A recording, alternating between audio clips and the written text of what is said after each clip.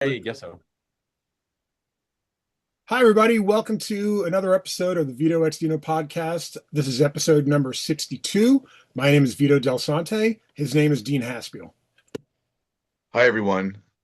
I'm Dean Haspiel. Gets, you get more William Shatner every week. I take that as a compliment, by the way. Well, when you get to Adam West, then might have a discussion. Oh, I love Adam West too. When I was a kid, I didn't think Adam West was as handsome as I think people thought, or was Mhm. projected on the TV show. The older I get, that guy, what a great look he had, Adam And West. dude was a freak too. Like, He was? Yeah, oh, oh yeah. yeah, Him and Frank Gorshin. yeah, bro. Do They went, tell, they do they tell. partied, bro. That was late night with Batman. That's what that was. They used to I want to draw that participate. comic. How do I say this for YouTube, like to be YouTube friendly? They used to participate in parties with the opposite sex while they were in costume Yep. and in groups. Yes, yes, I yes, mean, of course. honestly, why wouldn't you? It's the '60s. Come on now, you Let me know? introduce our guests. They have both been on the show before, but they are with us for a very special reason this week. Uh, First of all, to my left, above Dean, but who knows where the situation is on the YouTube, is Charlie McElvy. He is the publisher of Zion Studios and Blind Squirrel Comics. He is the man behind Spider Squirrel and Trash Panda. American Yakuza, which is actually a longer title, but I'm just shortening it. We all Milestone do. and a bunch of other books. There you go. There's your intro, Charlie. Hi, Oh, what are you looking? I'm And also Charlie. joining us for the second time. Wow, two timers. This is the first time, I think, Dean. We have two timers. Um, is the partner, the co-owner of Full Court Studios, and one of the most important artists that I work with regularly. His name is Mat Major.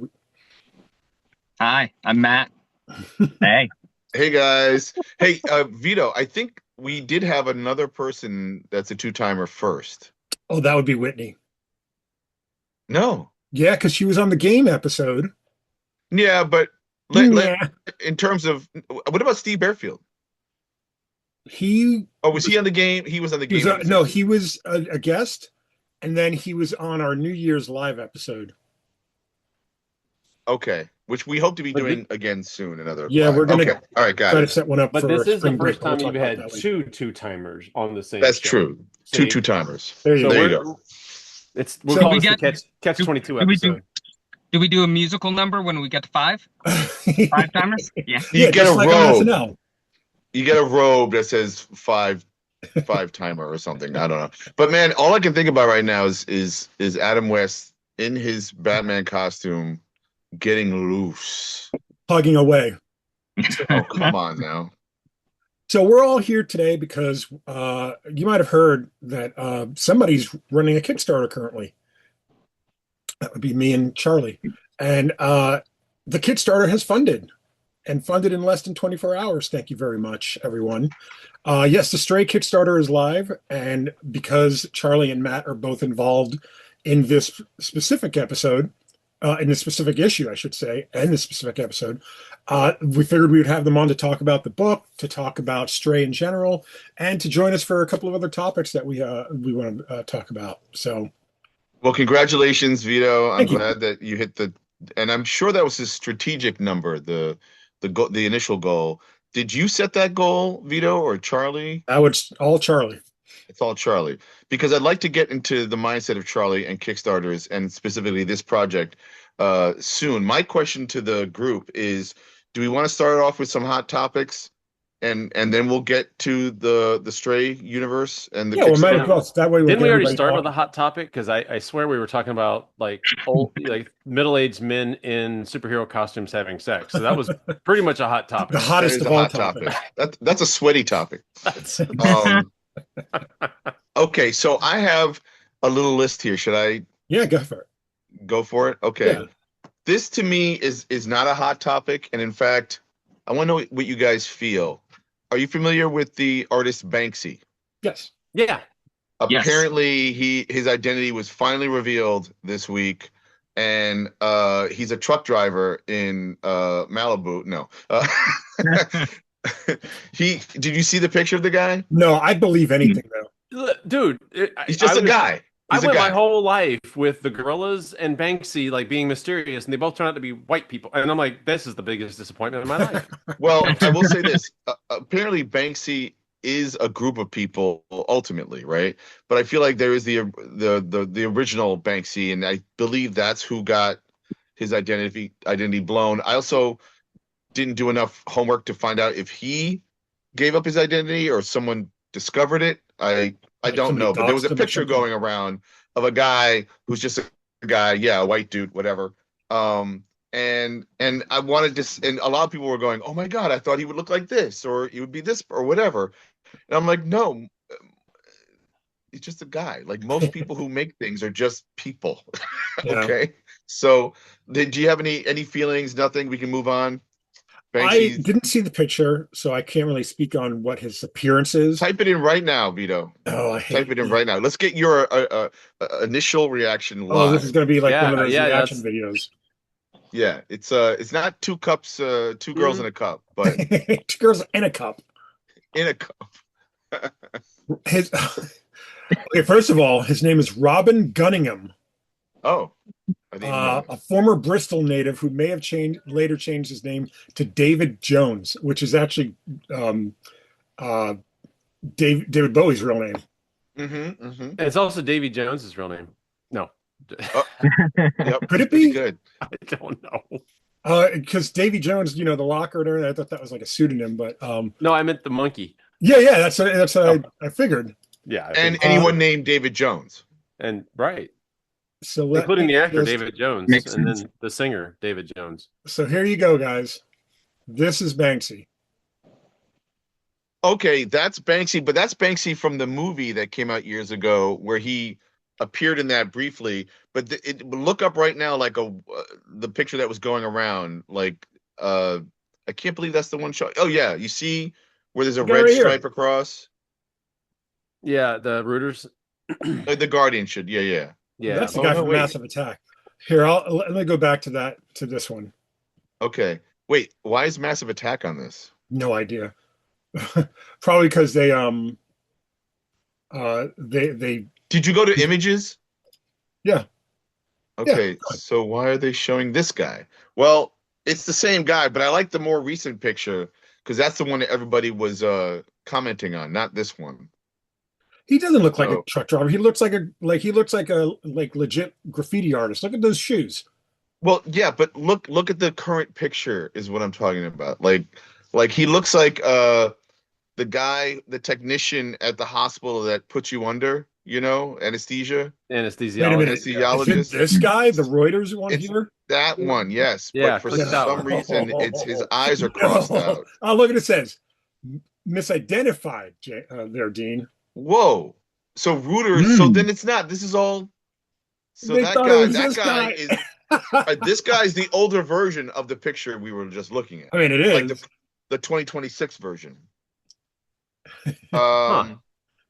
But now we're saying it's false, that it's not. You know what? This is why it's stupid. This is why who gives a shit, right? Who cares what the guy looks like? And that's my whole point was that people were like saying all this stuff like, why does he look like a sexy star or something? I'm like, But here's why, Dean. most artists are just people. Because graffiti is still considered illegal, so they want to be able to catch the guy.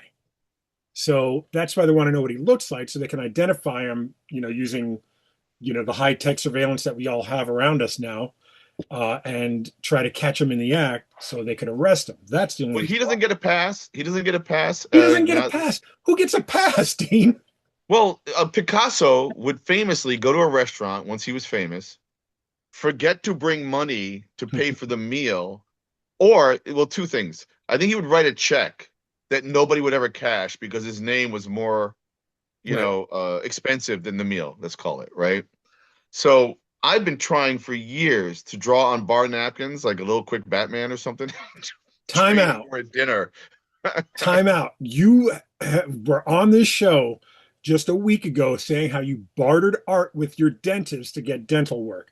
So you That's have true. gotten the benefits of being Picasso. That's true. I have a mini Picasso. Just with one guy. I have, yeah.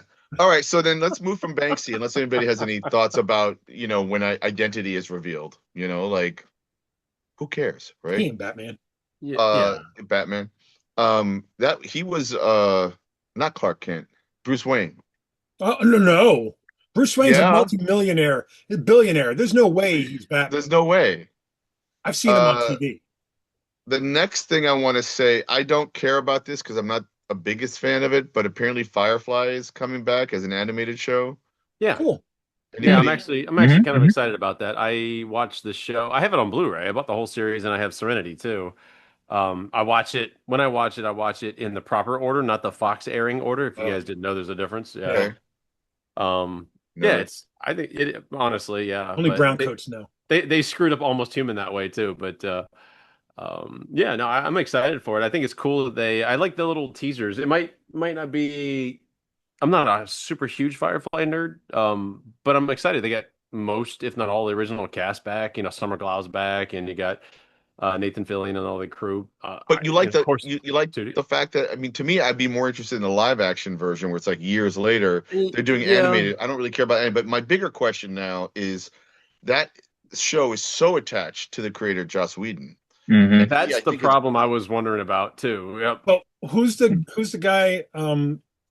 Adam Baldwin. He's Mhm. also problematic. He's also kind of MAGA-ish, MAGA Mhm. adjacent. So I don't know if they're replacing him as well. But Wait, Joss Whedon's MAGA no, no, adjacent? no. No. No, he's I'm just just a saying No, he's also problem. problematic. Oh, got it. Yeah. So my question to you is, because it was only what, 15 episodes in a movie or something? Something like The that. Yeah. movie's really 12? good, by the way. I do have to say that. Oh, the movie's great. I saw Serenity. It's really Fantastic. good. And not because it became like 10 seasons of something and someone can be handed off. It just feels to me like, and apparently he gave his blessing, Joss Whedon, to for them to move forward without him, so that it could happen, without some kind of backlash. But do you feel like it's missing something if he's not involved?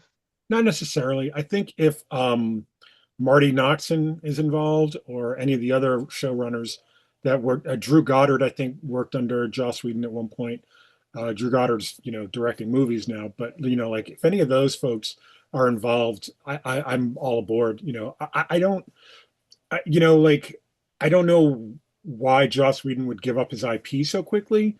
I get the noble, like, well, people have a problem working with me or whatever, but I don't know. I don't know that I could move on from my IP that quickly.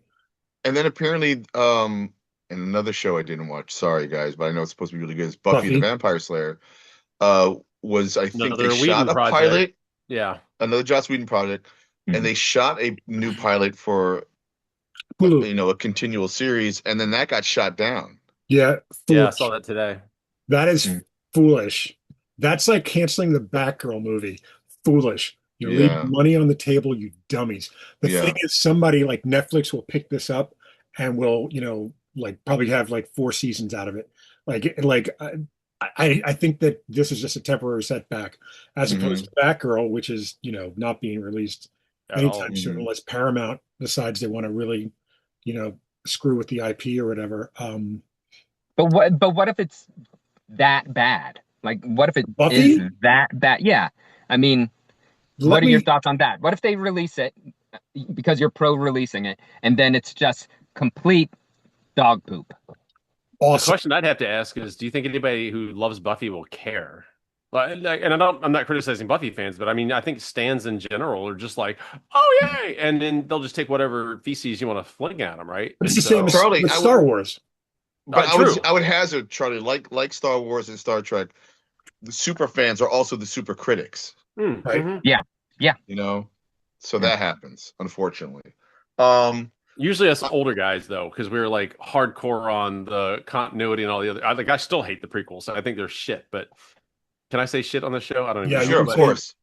I You forgot. mean It's Star worse. Wars? You're talking Star Wars? Oh yeah, Star Wars. Now the Clone Wars cartoon, baller, right? And it redeemed those trashy ass prequels a little bit, right? It I mean, gave them value at least. To answer Matt's question of like how would I feel if it came out and it was terrible, I think it'd be awesome. Like And I say it like this: See? you have every right to run your IP into the ground and like ruin it for the next person. It's not Joss Whedon's IP anymore. I don't know how Sarah Michelle Gellar got a hold of it, but um, I still think that anything is anything. What did we say a couple of weeks ago about Alan Moore and the idea of legacy, Dean? Like the only time anything becomes legendary is when it dies. When it Right? dies, or when they don't do anymore. When the character, well, the idea is when the character dies, Right. actually officially dies in their own story, is I think was an Alan Moore idea of what helps create legacy. And then the other one is, I guess you leave it alone. Think about Calvin and Hobbes. Mhm. Yeah. No, they never continued Calvin and Hobbes, and it never continued Peanuts. Like Right. it's always been done by the auteur, which brings us back to Joss Whedon a little bit. Right. Like, and sure, there's other great writers that can reinterpolate, an idea, like Damon Lindelof and the creators of the Watchmen TV show that happens 35 years or something after Watchmen. Right. The graphic novel / movie. I thought that was a great series. I loved what they did Same. with it, and people can criticize and hate that too, whatever. Um, and then look at like, oh, I don't know, look at the Mission Impossible movies, or look at, any franchise, right? Like you can have hit or misses. It's very rare that consecutively something only gets better as it grows. And I can't think of anything that's fully succeeded that way, except maybe I just said Mission Impossible. I felt like those movies got better and better. Yeah, I they don't know if kind you of guys started out a watched. Yeah. little like they started out unintentionally sarcastic, I feel like. I Mhm. totally think it was unintentional. I think it was just the way it was shot and filmed, and I Mhm. think some of the actors kind of cashed it in. It was like, ah, let's just go have fun with Mhm. this. That's Mhm. kind of how the first one felt. And then the second one, they started getting a little serious and almost went the wrong way. And Yeah, then they did. they just yeah, exactly. And then three, four, five, six, I mean, just like I'd never give a crap about it until I saw Ghost Protocol in the theaters with my son, and we were both like, God, that was a baller movie. Yeah, Like yeah, yeah, it was a yeah. popcorn, like blow them up. Who cares about the plot? But I'm having fun, kind of a movie. And Hmm. yeah, I And think it started to came. become personal, like the Ethan, whatever Ethan Hunt. name, Ethan Hunt character. Mhm. It became more of a story, and I feel like the Mission Impossible movies definitely influenced the James Bond movies. Not only with stunts, but with getting personal. And Yeah. Well, making intimate. here's the thing. The original series, the television show, was an ensemble, so you didn't have a lead character. When Tom Cruise did it the first time, Brian De Palma directed it, and even though they had an ensemble built around him, he was clearly the star of the show. Yeah. Hmm. Um, Hmm. Second one, I think John Woo directed. Am I right? Correct. Probably. I Correct. think it was Woo. And then John Woo, and then Abrams, and then Brad Christopher McQuarrie, I thought, right? Bradford. Oh, Christopher Brad Bird. McQuarrie wasn't until After um Brad Bird, you're right. Four. after Brad Bird. Yeah, Yeah. right Yeah, after Brad Macquarie Bird. did the And last then four or something. yeah, So, Yeah. and that and you that could tell feels like a unit mhm, of story. very Right. And that cohesive. was the other difference, right? Was the consistency and direction too. Really Yeah. helped Right, that last few come up. Yeah. right, I mean, right. I still think like 3 on, once they introduced Michelle Monaghan as his wife, I think that changed everything. And I think that's, it gives you, even if she doesn't show up in one of the movies, you still have these stakes that you're like, oh, I wonder if he knows about, or she knows about him, or if he's gone to see her or anything like that. And I think, those were the things that I was looking for in the last couple. I haven't seen the last two yet. Oh, Um, Vito, they're I know you tell great. me all the time. They're I have a list. great. Do yourself a favor. But again, going back to the idea of the author, like clearly Macquarie and Cruz took the reins in the last Right. 4 or 5 movies to create like more of a legacy, as Right. it were, because they understood these characters. It's funny with James Bond, they keep rotating out every 5 movies usually, or 6 movies. Seems like it. Yeah. Yeah. You Well, I I mean, know, at this mean, you point, had, and it's weird, right? Because you had Sean Connery. Connery, and then you had an interstitial with oh, I always forget George his name now. Lazenby. Thank you, Lazenby. And then you went back to Connery, and then you go to Moore for probably the longest chunk, right? Yeah. Until he was so old, he was like, I'm basically kissing my granddaughter. And he decided to retire. And then we went what 2 movies with Dalton, Dalton. and then we did Mhm. 2 movies. Was it with Brosnan or was it 3? No, Brosnan did a bunch. 3 or 4. Was it Yeah. 4? 4? Okay. My wife and I are actually, by the way, coincidentally, we were actually moving through those movies chronologically, so Nice. we're still in Because the more era. But because anyway, they just dropped on Netflix, right? no, I actually own the Blu-ray because I'm a sucker. I Oh, love physical yeah. media. Yeah, I just went through all the Daniel Craig ones myself just because they just dropped on Blu-ray. Man, what an incredible series. I Uh, love the Daniel Craig ones. Yeah. especially the Carrie Fuku. I don't know how to pronounce the last name, but that last one, oh my Fukunaga, I think. goodness, incredible. Yeah, Yeah. No Time to Die. Yeah, No Time to Die was I Yeah, haven't seen that one yet. I decided the we're just craziest gonna thing is start and watch. when you watch No Time to Die, Charlie, you haven't seen it yet, you said? No. Mm. Watch it as if you're watching a remake of Her Majesty's Secret Service, the George Lazenby one. Oh, nice. Okay, yeah. Because yeah, I exactly. had I had read a couple of things that, like when I watched it the first time, then I read something about it being kind of tangentially like a remake of it with one twist, towards the end. Like, oh, and then like I watched it the second time, and I was like, oh my God, this totally works. Wait, does the car have like oil slicks, water guns, and machine guns all over it? It Like, talks and it goes by Kit. oh, well, see, now I'm sold. I'm watching that tonight. Actually, I think we're watching Roofman tonight. But anyway, But uh, and speaking of legacy and what the premise of legacy, although I'm sure there'll be new James Bonds, this one movie, if you don't know much about it, could I be know hitting the of, legacy button, Right. yeah, So yeah. I have a feeling it's going to be a reboot button. Or, the other thing you could do is Well, because 007 was a designation, it wasn't really a person, right. right? And that's the thing. Yeah, that was Fleming's original intent anyway, until it got so popular. But um, And they you know, played with that idea in the Daniel Craig they did movies. exactly. Yeah. I well, always you, go ahead, you Matt. you know who's taken over the series, right? It's Has it been confirmed? I don't know how Oh, to pronounce Villeneuve, any names. whatever. Oh, Villeneuve, yeah, Villanueva. Yeah. Oh, okay. fantastic. Again, very specific style in his Yeah. films, and it's so I'm a huge fan, but I'm wondering how it's going to carry over to the Bond because he's very slow and Yeah. very And he's methodical. So I slow don't know how and it's going to deliberate. work. Yeah. Yeah, Yeah, I'm not sure deliberate. I'm Yeah, into that for Bond. I can't Because, wait. yeah, I Can't mean, wait for a yeah. Fleming, Wait and see. 7 hour movie. oh, Jesus. And three A parts released two three-part years Yeah, apart. yeah. Yeah. James Bond movie. Because But Dune just announced part three, right? Like, I forgot yeah, there was even a part And I two. Like, could good care God. less. I'm so bored by the Dune movies, man. Yes. I Thank you. loved that Oh. first one. Same. First one, fantastic. I Second one, Oh, cannot yeah. get The through the one with second Sting. one. I agree. No, I'm just kidding. With Sting, the first one. But the other thing Patrick Stewart. about Yeah.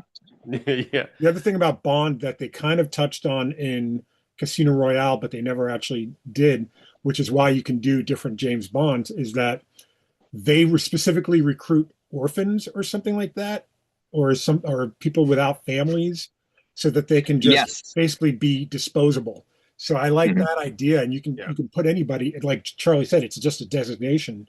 Anybody could be 007. I think in No Time to Die, not Moneypenny, but the other agent Mhm. became 007.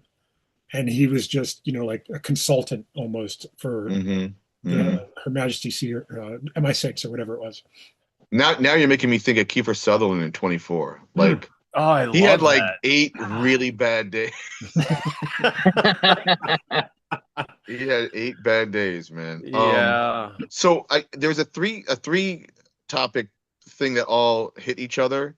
I want to get to that in a second, and then we'll get to Stray. But Yeah. before I do that, I just want to mention I did see Dog Day Afternoon, the play Yes. last night, starring John Barenthal and Yvonne Oh. Moss Bacharach from The Bear. Yeah. The Thing. The Punisher and the Thing. Okay. And have you guys seen the movie? No. Have not. You have, Vito. I mean, So- I haven't seen it in many, many years.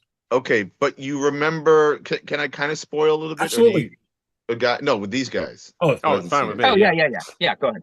All right, so I liked it. They did this incredible thing where there was an outside of a bank, and then when someone was walking into the bank, shifting scene, the whole theater, the stage just slowly moved all the way around to interior bank. That's great. And it would go back and forth throughout the play, depending on when it needed to be outside and whatnot. I love that kind of stuff. It's a fantastic movie, and I think we might have seen previews or it just the first week.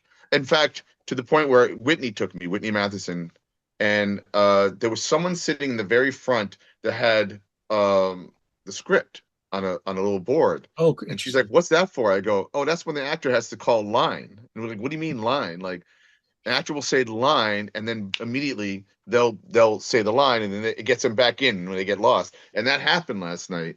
And the actor said line, and I was like, "See, Oh, told you."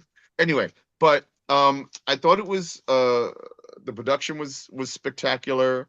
The design was great. A lot of great performances.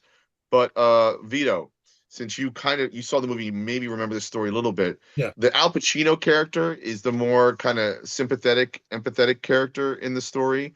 And spoiler, what you find out is that he's robbing the bank because he wants to get money for his wife who's getting a transgender reassignment or a gender reassignment operation. And this was in 1975 when the Yeah. movie came out, of a story that happened Oh, in wow. real life in 1972. And that's like a reveal that happens in the third act. Yeah. Like, you just see these two guys, and John Cazale, who only did 3 movies. He was in Deer Hunter, Dog Godfather. Afternoon, and The Godfather, right? And then died of cancer. And I think he was dating Diane Keaton. no, Not no. Diane Keaton? Uh, oh, the blonde actress everyone loves, the best actress in the world. Oh, Meryl Streep. You're right. Meryl Streep. Sorry, Meryl Streep. I think they met on Deer Hunter or whatever. But so he's like a Weasley little kind of guy Mhm. who's actually turns out to be kind of menacing and spooky and scary. So Eben Moss Bacharach is playing that guy. That's what I wanted to know. That's great. That's And great. well, this is my note though. And Barenthal is playing, Sonny, the Al Pacino character. Yeah. And my 2 notes that I kept, it has an intermission, so there's a part 1 and part 2, and it's a long play, and it could be cut. Okay, but something wasn't sitting right after the first act. And I was like, what is not working? What's not working? Because I liked it, but it wasn't really totally working for me. And I'm biased because I know the story and I've seen the movie and I love the movie, right? So there, you can't help but compare a little bit, And Barenthal kept slipping into his Al Pacino and then pulling back out, so he's still working out his voice for the character. But I realized it was Eben. It was Eben Moss Baccarat playing was it Sal? He wasn't menacing enough. Hmm. There wasn't, you kept, the other actors were saying, "Oh, he's really scary," or "I don't want to be in a room with him." But he was just kind of walking around brooding. And what I think was happening, I don't know if it was a director's choice or an acting choice, that he was doing TV movie acting. And he's on a big stage where you have to project to the last person in, the last row, right? And I felt like, well, he couldn't go too big because then it'd be too cartoony, So there are a couple of moments where he like hits somebody with a shotgun and this and that, and John Barenthal's character doesn't necessarily, but you start to slowly realize, oh, there's a difference between these two people, and it gets one of them killed, okay, because of that.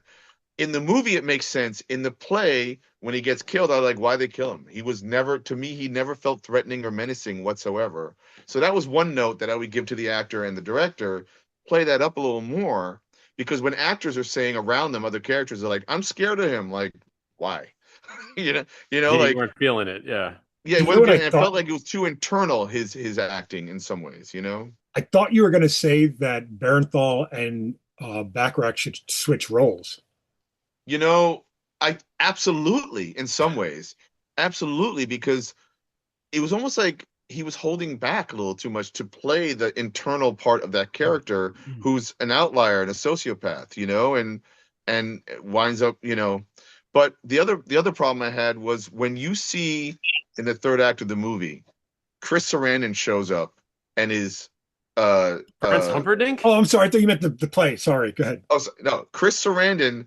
I don't know if he's Susan Sarandon's brother or not. He Anyway, is. oh, he Yes. is. He Yeah. shows up and he's the wife of Al Pacino, Right.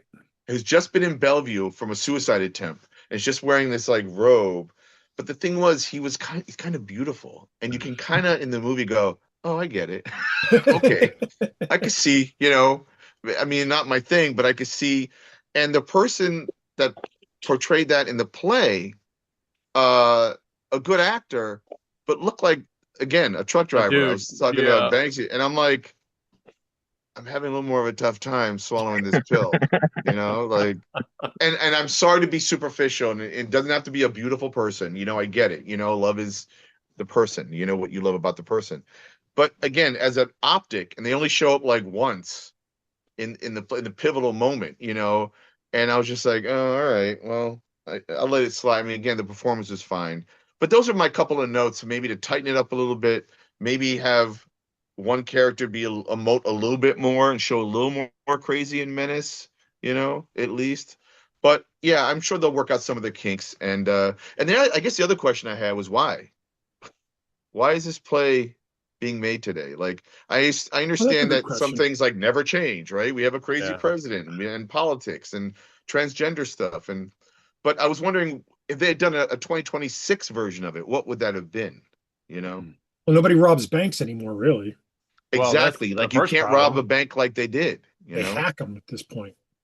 Yeah, from afar. Right. You Yeah. know, every penny on the dollar that gets evened out in the bank, right? I Kind of say a thing. that, but the reality is, and I'm sure Matt and Dean probably wouldn't see this as something. Maybe Matt, but I think Charlie and I, because we live in smaller outlier towns from like bigger cities, I think people still rob banks around here. You know what I mean? I think they still rob banks everywhere, but Yeah, I mean casinos get robbed. yeah, You just don't hear about it because they don't want that out there. sure. But yeah, I mean, if you've ever worked at like a retail store or Starbucks or something, where you go to deposit your money every day and you go to that same bank, that same teller, whatever, inevitably at least one point it's gonna be shut down, and later the next day you'll hear, oh yeah, we got robbed yesterday. Right. It happens. We just don't hear about it. Yeah. Yep. That's a They good don't point. want because of security reasons, I'm sure. Exactly. Yeah. Whenever I get an email like, "Oh, there was a security breach 3 years ago," and your name was on, I'm like, "What? Nobody told me. They didn't tell me that back then, and now I got to pursue something, or is this also a scam?" All right, let's move on quickly to Yeah. this trifecta. You need And two-factor authorization there, Dean. oh yeah, right. I So a know. I couple thought things MFA was happened. motherfucker. And Vito, I want you to talk about the Fabrice AI aspect of this. We'll get to that Right. in a second. So two interesting things came out in the last week. Uh, Orson Welles, I believe it was his second film after Citizen Kane, Magnuson Ambersons. was The Magnificent Ambersons, I believe. And maybe I'm wrong about that. But anyway, he presented like a 131-minute movie to the studio. The studio didn't like it. They had the right to do what they want. They hacked it down to 88 minutes. And he was like pissed off because what the hell, man? You just cut out a third of the movie. Um, and apparently there was a celluloid print of his edit, of course. And then apparently the studio burned that and destroyed it or something, but not without either some people knowing the notes or what he had put out there as his original cut. And so apparently, and I don't remember who's doing this, they're reconstructing by reshooting all these scenes with actors that are then their faces will be CGI'd by the dead actors that were in the original movie to do the Orson Welles cut, as it were. And they're spending a lot of money and time to put together like his cut, which sure, Orson Welles is famous enough that there's enough of a fan base that'd be like, yeah, I'd see that. Initially, I was like, wait a second, AI or CGI or whatever it is, they're literally going to employ those tools to recomplete a movie that had been destroyed. So, in the spirit of that, I feel like I'm okay with that. But here's the parallel. It was also announced that Val Kilmer, the actor who passed away, had signed on to a film, died before he shot one frame of film, and now the children have given the rights to his likeness and his voice and everything, and they're pursuing this movie now with a an AI Val Kilmer. Now before today, when an actor died before shooting a frame of film, guess what they did?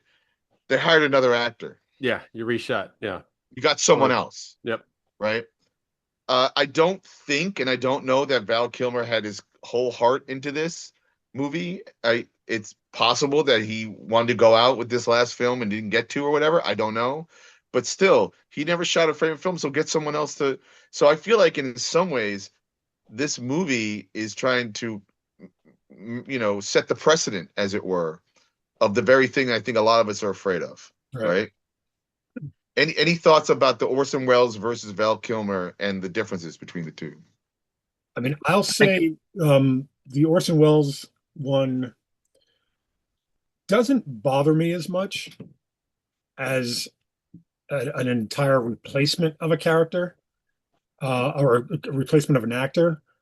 Um, Well, because they're dead, and just like it happened in Star Wars with Grand Moff Tarkin, right? no, Yeah. Well, yeah, Peter Carrie Cushing was one Fisher of them. died before the one Oh, movie. right. Carrie Fisher. So actors die in the middle of shooting something. I can understand that. Or in this case, recreating something that was destroyed to have that version, right? The, I the, keep going. the Sorry. other movie that I mentioned to you was A Star is Born, the very first one in 1940 something with Judy Garland and James Mason. That's the Um, second one. yeah. Oh, that's right. That is the second one. Thank you. They actually cut the movie so badly that they did this weird montage at the beginning of the movie that's just still frames that they had to get after, like from like the still photographer on set. And they kind of, placed them in a funny, weird way to kind of tell a story. And it's like, I would be okay if somebody did that with AI and just like, like, oh, let's, try to see what this would have been with the original shooting script that George Cukor put together and stuff. AI is fun. It's cool. It's a great tool. I've used it. I've mentioned it on the show. I would not, and we did that one experiment on the show with the page that I drew, where I just wanted to see what it would look like if AI did. And then Matt, I mentioned a couple of weeks ago we were talking about the Beast Within, and you mentioned I should, just get AI to do it. And then like I did a page and the Doberman was just Batman. And it's like, no, there's no way. Like it'll never get the nuance right. And I think as a tool, it's good. We can use it. But as a replacement for actors, for artists, for whatever, it's a dangerous, slippery slope. I think that the one thing that people think about artists and creators, uh, auteurs, directors. I think the one thing that people think is that if I only could blank, like if I only had blank, I could blank. If I only knew how to draw, I could make a comic. And then they see this and they go, oh, well, there's a way that I can draw. I get ads on Facebook all the time like, oh, have you ever wanted to see yourself in a comic book? And it's like, yeah, I'll call Jamal Igle to draw it. Like that's all you got to do. Like, and yeah, you pay him and stuff. But everybody wants to do everything for free. And when you do stuff for free, it comes off cheap. And when you do stuff cheap, it affects your brand. And when you affect your brand, you affect your money. Yeah. Yeah. But I feel, and this is what I won't say fear again, but I feel that there is an audience that doesn't give a crap about that and just wants Yeah. the stuff, and they don't care how it's made. And we're And always that talking about how audience things will are made. grow over time because so this goes back to really the earliest days of our country with this idea of intellectualism is for the elite and everyone else is just meant to be a worker bee, right? Well, it's always been the case that the worker bees are actually the majority anyway, right? But what happens, you winnow away everything from liberties and education, access to financials and ability to grow, and you start chipping away at these things, and people become lazy because they're tired, not because they're actually lazy. Like man's lazy by nature anyway. Let's just put that on the table. I don't care who you are. That's just our nature is to find the easiest way out. But for those of us who want to do these things, who have a creative idea, who want to put something out there, it's work. And oh, by the way, we got to work harder over here at the day job to make enough money to put the money into doing this other work that we want to do, et cetera, et cetera. And so what's going to happen, what I see happening is this audience you just referred to, who just doesn't give a crap, is going to progressively grow. Those of us who do care are going to die off because we're already old anyway. And that group is going to care less and less. And not only are they going to care less and less, but the quality is going to continue to decline too. We already see that with cartoons. My kids, God love them. I'm thankful.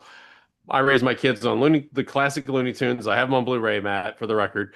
Tom and Jerry, cut, like unedited. Like this is you're getting the raw Scooby-Doo, and they watch all the same cartoons that I grew up with. And then they go and they see the cartoons their peers are watching. They're like, "What the hell is this? This is crap. The animation sucks. The art style sucks, and they're not even funny." And and I get them all the way up to Animaniacs, and that's pretty much where we stop because after that, everything started falling apart, right? The point is that when people don't know what good enough is good enough, and Well, that's a problem. absolutely, Yeah. absolutely, at the same time, let's use hamburgers for an example. Like, I would love you to. know, I can't afford a really good hamburger. I once in a while I will get a good hamburger, but then you think, and I don't do McDonald's. I prefer Burger King if I'm going to do fast food. But think about what fast food does. It made it somewhat cheaper, although it's probably gotten more expensive than ever before. Again, but the idea of fast food is serving, and this is my point. People know it's a cheaper burger.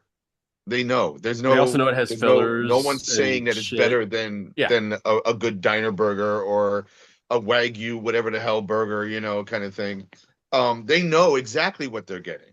Yeah. And it's pretty consistent because all McDonald's, and this could be a wives' tale or something, but apparently Olympians that go around the world are trained to eat McDonald's because McDonald's is the same food everywhere around the world. So they train their bodies and stomachs to Crazy. to consume uh, because when you eat like the culture, the food, that you can get sick or whatever, Or the like U.S. president, eat like him, right? they eat like him. That's right. You know what's But funny? but anyway, just the Yeah, you idea got though it. that everyone knows. So in the future, oh, I can get that kind of comic book, or I can get that kind of comic book, and it it doesn't matter, or No. does it? I don't know. But to your point, the idea of quality over convenience is what you're talking about. Because if Sure. you can just get a comic anywhere, you would just get it. Hey, But kid, get a comic book. All right, we'll keep you right. busy.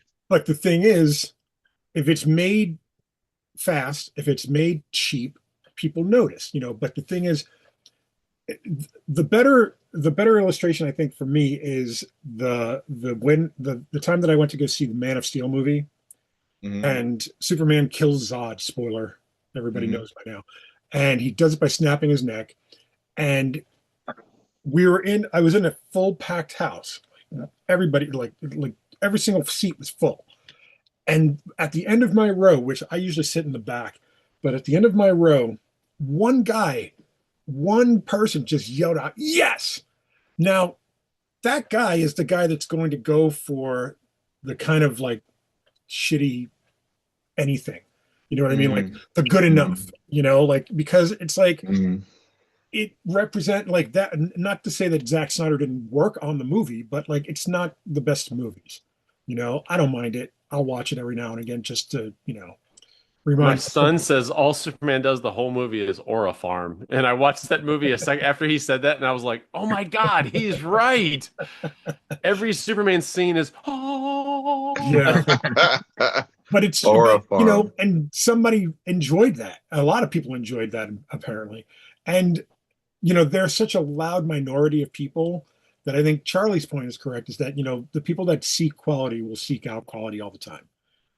In It'll regard, cost you though. It Yeah. yeah, costs. of course. You know. And in regards to the Magnificent Ambersons and Stars Born versus the Val Kilmer movie, or whatever, you know, I'm curious, but I know that going in, the reason that Orson Welles was so special is because he was special.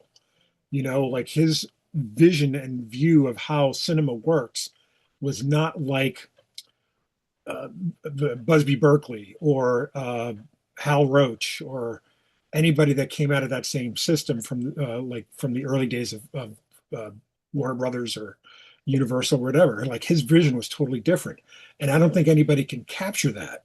Even with even if they were his own handwritten notes, I don't think you're going to catch everything there. You can't capture Frank Capra capturing the essence of the modern normal everyman, as well as Frank Capra did. But you try. You get a Steven Spielberg every now and again that does something, or you get somebody like Christopher Nolan that recognizes that stuff and puts it into a grander scape, but it's not the same thing. So we recognize that stuff and we just move on, I think. You guys, real quick, do you have any feelings about, remastering a movie that had been butchered with the aid of AI versus an actual Val Kilmer AI? Like, we already know that James Earl Jones sold his voice to Star Wars, so we're always going to hear Darth Vader as James Earl Jones, and in a way, I'm okay with that. I'm okay with that. He chose that. Well, and that was his decision. Yeah, absolutely. Of course, but we can still have opinions, obviously. Yeah. You guys have any thoughts about this? Yeah, you go ahead, Matt. And no, I honestly, I'm all for experimentation and doing new things. And we've got AI. We might as well try to see what we can do with it. And so I don't really have. We're going to progress. AI is going to progress no matter what our opinions are on it. So, and this is just a litmus test for and you notice what they're doing it on things that have more niche markets. They're not doing this on a big budget push yet. So these are just the litmus tests. So I don't know. I'm just wait and see for me. Yeah, James Cameron has Titanic 2 coming, all AI. It's just wait. No, I'm just joking. I was gonna say, yes. What? You can even speculate that, and I don't think you'd be wrong. As the fact that everybody kind of pauses, like, oh, really? Yeah. I guess my thoughts are, on the Val Kilmer side of things, I do feel I feel it's wrong. Now, what the owners of the Val Kilmer estate, being his kids at this point, say and do with his estate is their business for sure. But my opinion would be the same. I think it's gross. I don't think I'd rather they hire a lookalike, and go. And even if you try to Val it up, which by the way, nobody will ever be Val Kilmer because that guy was he was a league of his own. For good. No. Oh well. AI attacked him. Didn't like what he was saying. Yeah. We lost you for a second, Charlie. Oh, it just said my internet connection's unstable. That means my son is streaming and gaming and probably on Discord all at the same time. Oh boy. But no, I was just saying I love Val Kilmer, and I think it's gross to do that. I'd rather they hire a lookalike and try to val it up a little bit. Whatever. Now the Orson Welles thing, I still don't like that. And I think the people who care about that are the same people who are going to go, oh, this is not what I wanted. It's going to be a lot of buyer's remorse on that one, I think, personally. Now, if they had jacked up cuts and they had most of the stuff to do it, but a few damaged cells here, a couple thousand there, and you do an interpolation from this to that via AI, I think, especially if you had the audio, I think that would be a different conversation. It's a little bit more nuanced. It's a little bit more of a tool use as opposed to a replacement. And again, you can't replace those guys because I get it, they're dead. But yeah, I just, I'm cautious with it. And I work in software, so I mean that's my day job, and AI is a very big part of my day job. So I see it all the time, nonstop, and I see the slop and I see the good, and I can balance that, right? And I know that's kind of like passe to say today because it's either black or white with everybody today. But he was getting to a good point. Sucks that he wait. Oh, you did it again. Okay, did I blip out again? Son of a motherless goat! Right in the middle of a good point. Damn it! You missed my magic moment. I can't repeat it. I don't even know what I said. No, I see the good and I see the slop and I see the good. AI, I think ethical AI, we need to drive harder into that. And so I got into a discussion with somebody in private messaging, and they said, there is no such thing as ethical AI. And I was like, no, that's not true. If I go out and hire 10,000 artists and I tell them exactly what I'm doing, hey, you're training a model for me so that I can use your art style and blends of your art styles to create more art. And I call it art loosely. It's a creation. It's an image generation. It's not art. But and they sign off on it, and I pay them for it, and I compensate them for it. And we all agree that's ethical. That's absolutely ethical. Now, if I weasel my way and I lie and I cheat and I do more with it than I say I'm going to do and breach contract and all that, that's clearly unethical and illegal. So, I mean, there has to be a way to kind of balance this equation out a little better than we have been. I think nuance is lost in today. We lost a lot of things today, and nuance is certainly one of those things that's lost on people. We have to be right. We have to be left. We have to be black. We have to be white. We have to be this. We have to be that. And life is not in the black or the white. It's in the gray. It's in the nuance, right? Yeah, And it's true. and I think that's true of AI too. It's disgusting. A lot of the stuff I see today, some of it I couldn't give two shits about. I know there's an environmental impact. It's no different than a regular data center, for the record. So a data center is a data center. Now, the usage, of AI has increased the demand for new data centers and things like that. So that's true. And so there is an environmental impact in that context. No, it doesn't cost you liters of water per prompt. That's bullshit. No one's even measuring that anyway, by the way.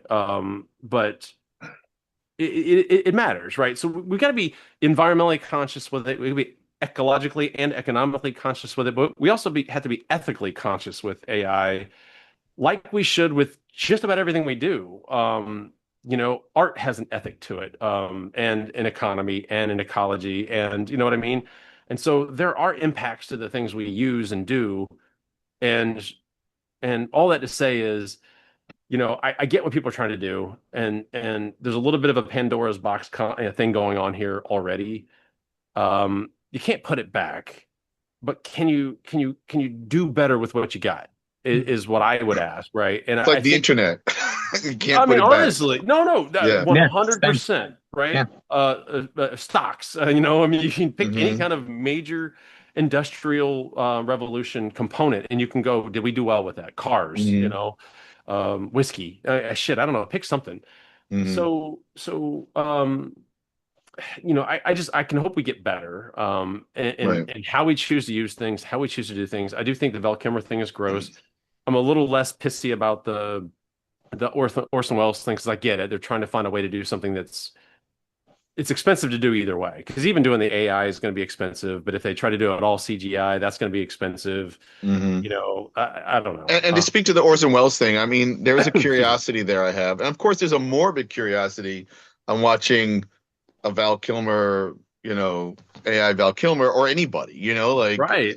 anybody that you liked, and there'd be another like I do think in the future Tom Cruise might sell his face so that you always have a 35-year-old Tom Cruise or a 45-year-old, whatever old he is, Doing like Scientology commercials. Yeah. Oh, I sure. totally agree I with that. mean, but to speak to like the idea of putting together something that was intended and using these tools. I mean, William Peter Blatty, I think that's his name, who wrote The Exorcist, and made two movies, and one of them was Exorcist 3, which is amazing. If you've not seen it, it's one of the best horror films ever made.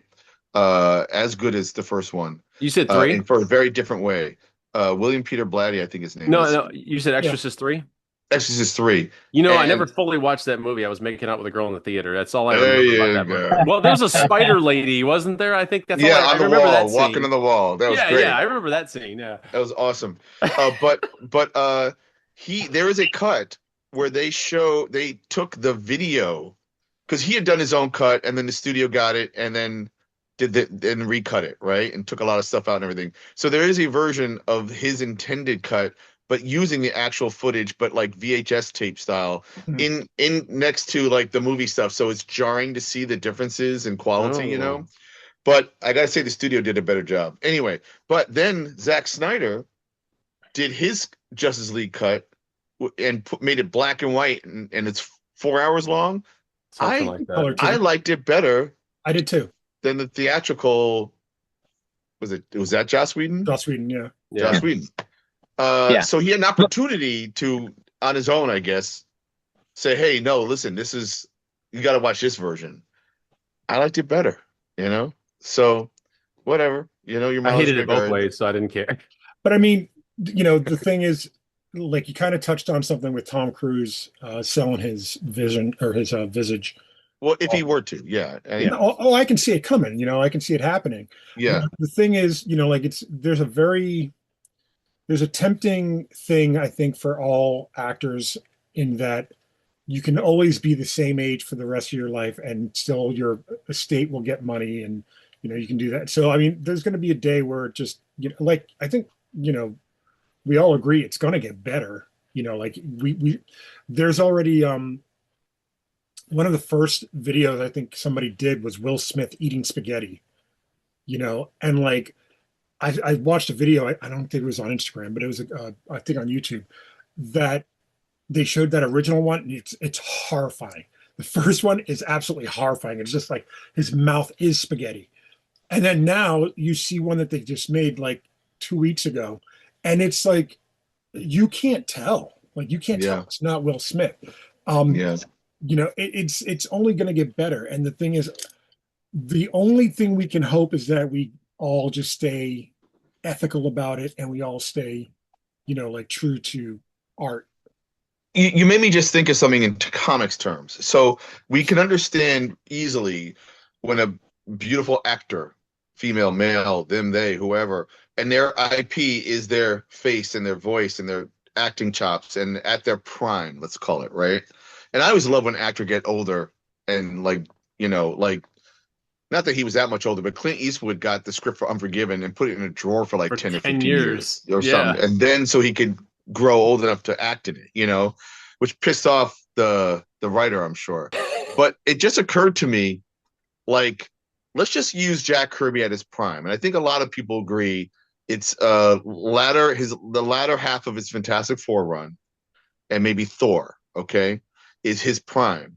Now imagine AI being able to isolate his pencils and to continue drawing brand new comics in that Jack Kirby style. And that's for fans like us of Jack Kirby, right? Like, I don't know how that would do in the market in general, but could you see that being like, oh, here's new Jack Kirby in his prime, returning to the Fantastic Four? So, this goes back to that question, that comment we were talking, that little ethical conversation, and Vito kind of reignited was if his estate said yes, if his estate agreed to turn over the artwork to be trained and to train this LLM exclusively on his art, and then the money that was made off of it, at least proportionally, went back to the estate. Um, that's a really tricky one, but at least at that point, I feel like if all those things lined up, so if the model was only trained on Kirby's Prime, and if the model only produced Kirby works, and if the model was licensed and authorized by the Kirby estate, and if the Kirby estate was continued to be paid for both in terms of direct payment for what goes out there, as well as in terms of trailing revenues, or as most people call them, royalties. That's about as close to ethical as I could think of a use for that. And then it would allow fans like us who want to see more Kirby to buy that thing, knowing that we're buying into the Kirby estate. There are still going to be people out there going, "Oh, they're gold diggers," and they're just trying to, they're basically robbing his grave, and there's going to be all of those headlines to go with it. Again, nuance, right? I don't know. That's But curiosity Yeah. is also what it means. You're curious, but it can be so devilish. Like, I just looked up and I had forgotten what the issue. Man. Steve Ditko quit Spider-Man issue 38. Okay, and we all know that Ditko and Kirby and a lot of the early artists at early Marvel days were basically writing the stories, and Stan Lee was doing dialogue. Right? They might have talked a little bit about plot, but the artists mainly created the stories. Right. And Steve Ditko was definitely creating a lot of Spider-Man stories, to the point where I don't even think he and Stan were talking in the last bunch of issues. He would get the pages, Stan would dialogue them, whatever. And then Steve quit on 38 because I think he had a dispute over the identity for Green Goblin or something. But now, knowing that's how they created comics, what if you took the script for issue number 39 of Spider-Man and 40 and 41 and 42, and you had trained AI to draw in the style of Steve Ditko? Do you think there's a curiosity to see, oh, what had if he had continued the run, knowing that the scripts at least exist with John Romita art and whatnot? I got a better scenario. Okay. I think a better scenario. There's a bunch of, I sent you a list of unfinished comic books. Right. Because of the two guys here, I know pretty well. I know that they have like certain, things that they enjoy. I'm going to throw two at them. If you could use AI to finish All-Star Batman and Robin or Battle Chasers, which one would you pick and why? Or would you do it? Well, Battle Chasers, that's a no-go for me just because I'm not a big fantasy guy. I'm more a Batman fan. Okay. So just on a personal level. But I honestly, Battle Chasers might have a more interesting story. Because I've read more superhero stuff. I've seen what's so much Battle Batman Chasers? stuff. What's Battle Joe Chasers? Madureira's Joe Mad. fantasy. Okay. And then the All-Star Batman and Robin is Frank Miller and Jim Lee. Correct. Mm-hmm. Okay, to put context. Okay. Charlie, you have a dog in that race? Well, kind of. If the only choice was choosing one of those two, I'd probably go Battle Chasers because All-Star Batman was cool, but I just didn't. I don't know. I didn't really track that very much. Battle Chasers was formative for me because that's where Asa and my first work really kind of came from that never got published. But I'll kind of flip a script a little bit and say, the value we were talking about legacy earlier, and we were discussing legacy of characters, talking about legacy of people, things in general, titles, movies, series. Doesn't legacy fail when we continue to try to propagate it? Like if Battle Chasers exists today, I mean, there's I guess an issue comes out once every 5 years or something like that. It's almost like the worst Kickstarter indie comic ever, right? Yes, it is the worst. Agreed. It is Absolutely. the worst Right. indie. Okay, this is where you stop. It's the worst indie Kickstarter comic ever. Now you can continue. But It's my favorite part of the show. Dean's gonna lay down. I hate the idea of extending something just because we can. That's a good point. It goes back to that whole question of just because you can, should you? I mean, this is the Jurassic Park question all over. Of course. Yeah. But let's just say, I guess there's like some of the examples I just gave, and we're just winging it, talking about it here. Sure. Like, Yeah. what AI can do is bananas, right? Like, you'd either have to have somebody. I remember when Gary Groth at Fantagraphics either wrote me or called me up. I forget which one, because they were publishing the Spain Rodriguez book, Trash Man or something. And there was a couple of unfinished stories or on maybe some pages, and he asked if I could maybe try to draw in the style of Spain to complete these. And I said no. And it probably for several reasons, probably wasn't paying enough, and I felt weird about it, and blah, blah, blah. But at the same time, I could understand, like, going back to the Magnificent Ambersons, like trying to put out, either complete something or remaster something, which, and by the way, remastering happens all the time. They're going to sell all the famous movies and books over and albums over and over again, as many ways as they can. Oh, we found some footage of Spielberg talking to, so-and-so on Jaws, and like, let's add that to the DVD or something, like, so it's the commerce of it all in some ways, Right. But like where, I don't know where this goes. I don't know where this goes. No, I get what you're saying, but like I think about, so you said it earlier, Dean, like, and when you said it, I was thinking immediately of Boba Fett. So, or Wolverine for that matter. Like, so you think of Boba Fett, like, why did we give a shit about a guy who was on screen for 11 seconds across 2 movies? Because he was on screen for 11 seconds in 2 movies, and it was awesome. And the minute you did Book of Boba Fett, it destroyed those 11 seconds.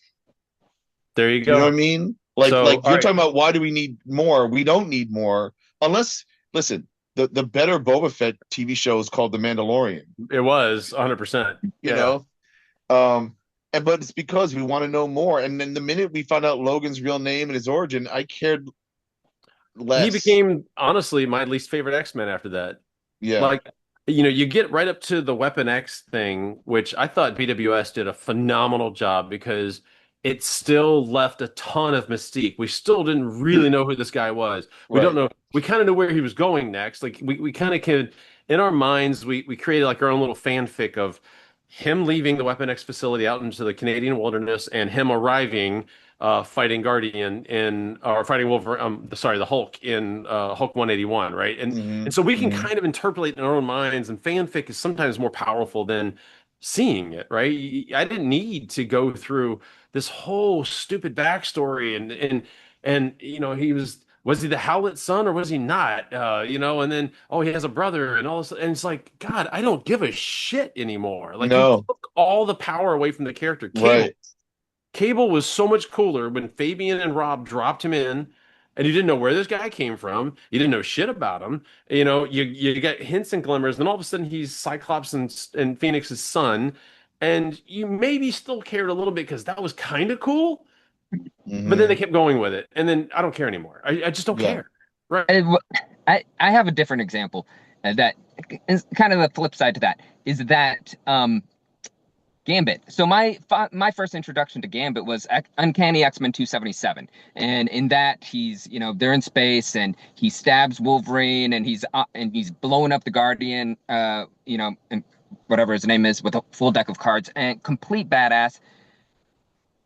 Go back, read previous installments and whatever, complete badass, very mysterious. Then they start attaching him to Rogue and this whole couple dynamic, and I'm out. Like, I liked him as a mysterious character. But here's the thing, there are so many people out there that now like this interpretation of the character. They Oh like yeah. him because he's attached to Rogue. Yeah. Yep. So, I mean, I understand the Wolverine point because it's the same for me. I don't like him when he's not mysterious. But for somebody else, maybe they like him because of his badass origin. I don't know. Matt, you just didn't like Rogue looking at your man. True. That I have a thing Louisiana for So Midwest can husky. we, accents. Yeah. before we get to Stray, I just wanted to kind of, and Vito, you can help me with this.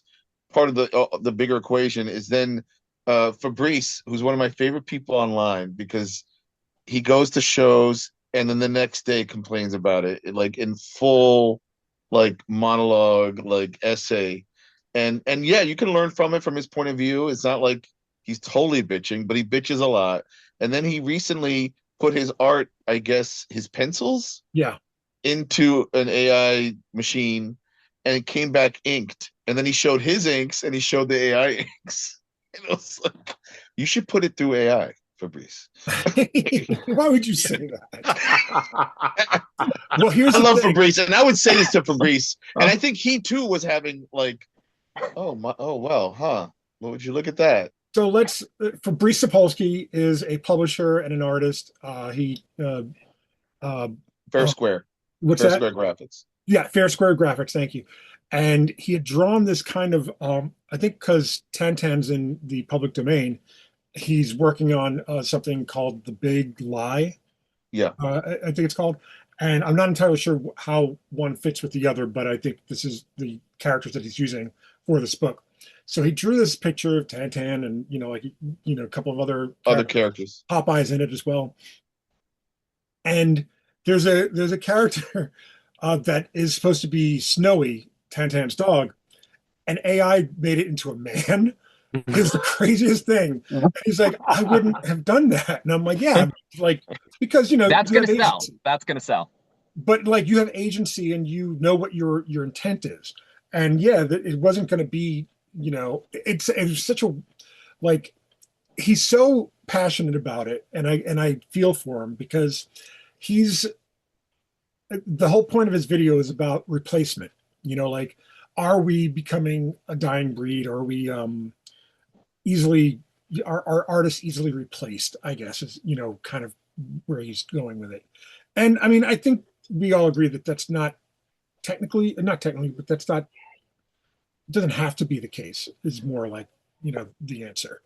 Like we have agency, we have free will, we know what we're doing. Like I think people respond to that. Yeah. I mean, AI is only, I mean, it's boundaried by what we give it, right? Right. And And that was it, man. Man, so many lost good points. That was it. Charlie, I didn't know Charlie loved AI and uses it for everything. That's incredible. The I best hope part it about freezes on this. Can it freeze on that? not yet. Sit The on that best part of freeze. that freeze was that Where did it cut me? I don't even know, but it's just that you weren't even in the middle of the thought. You finished the thought and you were going to elaborate, and it My just internet's stopped like, right oh, well, there. cut a bitch. Yeah. So well, I guess what I was saying is like AI is always boundaried by and limited by what we give it, and it's I mean it's functionally impossible to give it everything. And the human mind, by contrast, even the stupidest among us, um, uh, near infinite creativity, right? And so that's the difference. Is we because of the way we evolved, we see patterns and things that don't have patterns. Hmm. Why do you see a turtle in the sky? It's not because there's a turtle in the sky. It's just a fucking cloud. We see it because we were trained to look for things because we had to survive, right? And without the threat of death and the instinct of survival, creativity dies too. And I think that's the difference, and that's why true art will never die because it can't. You're not going to get an AI Banksy, to go back to the earlier point. You're just not. Mhm, mhm. It ain't happening. I don't care how much you program a robot to spray graffiti everywhere. You're not getting an AI Banksy. You'll get a pseudo Banksy. You'll get a quasi Banksy maybe, uh, but it's not Banksy. It because there's no passion behind it. It only knows what you tell it, right? And yeah, I think the takeaway is that AI is McDonald's. I mean, it it's really McDonald's, is. you Yeah. know? But it could also be Or it could be Burger King because it's fire your and way right ice. away. Yeah. Well, it could be fire and ice in the future, and we'll find out, you If know? I can, So, if I can, put a button on this with this one little anecdote. So I have a pretty creative daughter. Her desk is behind me. Um, and I have a pretty brilliant son, like who's just autistic genius, like just amazing. And they're trying to animate a show for YouTube. They're not using AI. They're mhm, 13 and 11. Like that's mhm. Good for that's them. you know It's what I mean? awesome. Like that's your answer. I mean, like they could, like they have the tool that the tools right there, but Yep, they're Yeah. not. that's great. Bravo. Yeah. Are we showing off things that our kids did then? Yeah, yeah, please. I don't know if you can see this. It's black in here. Ooh, she just did this for me today, actually. I don't know if you guys know, but my Oh, my I, daughter, she 3D wow. prints. So she did this red hood. It will be red eventually. Um, that's awesome. helmet for me. So if you guys have 3D files of helmets that you want made, send them my way. I'll employ her. I mean, I have a Nice. 3D file Nice. of the Stray action figure she can interpolate from that. There you go. Nice. There you Yeah, go. Nice. let me know. Anyway, To bring it to That's Stray awesome. now. since we So, were talking about kids, Look segue. at that segue. absolutely. So Stray. So for the listeners, and I know you've talked about Stray in some form or another, probably almost every episode. I don't know. But Like, can you well, because I talk about Red Hook, you talk about Stray, like yeah, that no, kind of yeah. thing. I mean, But like for they're your the children. yeah, but who can you in a nutshell explain Stray? And then I'd like to move it over to, well, get to the point where you felt like you were failing at Kickstarters, and then when Charlie picked it up, and then let's talk about that. Okay, well, so Stray is the story of a former sidekick who quit for 5 years and then comes back to solve the murder of his mentor, who also happens to be his father. And it was basically a story about how you write what you know, right? So it was kind of a cathartic, therapeutic way of dealing with my dad's death when he died at 15. Funny enough, my dad's picture is right here on my desk. He died when you were 15. When I was Yeah. 15. And so so it's a coming of age story, but it's also a story about identity. Like, who do you want to be? Where do you want to go with your life? The idea is that, so he was a former sidekick, and so he wants to solve his father's murder. All right, so is he going to be the Rottweiler again? Is he going to take up his dad's identity and be the Doberman, or is he going to be something new? And the choice that he makes is he goes Stray. He's something new. That's why his name is Stray. He's the prodigal son. So, And can you talk quickly about your publication history? Yeah, that's what I was going to say. Through uh, 2 Kickstarters, a partnership with Action Lab Entertainment, we did 2 volumes. One, technically 3, but one was a. I'm very proud of this. The first ever creator-owned weekly superhero story that Stray was involved in. That I edited the entire thing. It's called Actionverse. But first volume is the mystery of who murdered his father. Second volume technically is Actionverse, but again, that's just like a crossover. The third volume, which is what we're calling the second volume, is a look at Stray's life as the Rottweiler when he was a sidekick. And one of the threats from his earlier days comes back to haunt him in the current day. And that's the new series. No, the new series is, so this has been published. That's the publication history. Right. The new series is called Requiem, and it's about how the government agency that pretty much oversees all superhero activity in the world, if not just the United States, called Pax Mundi, which stands for World Peace.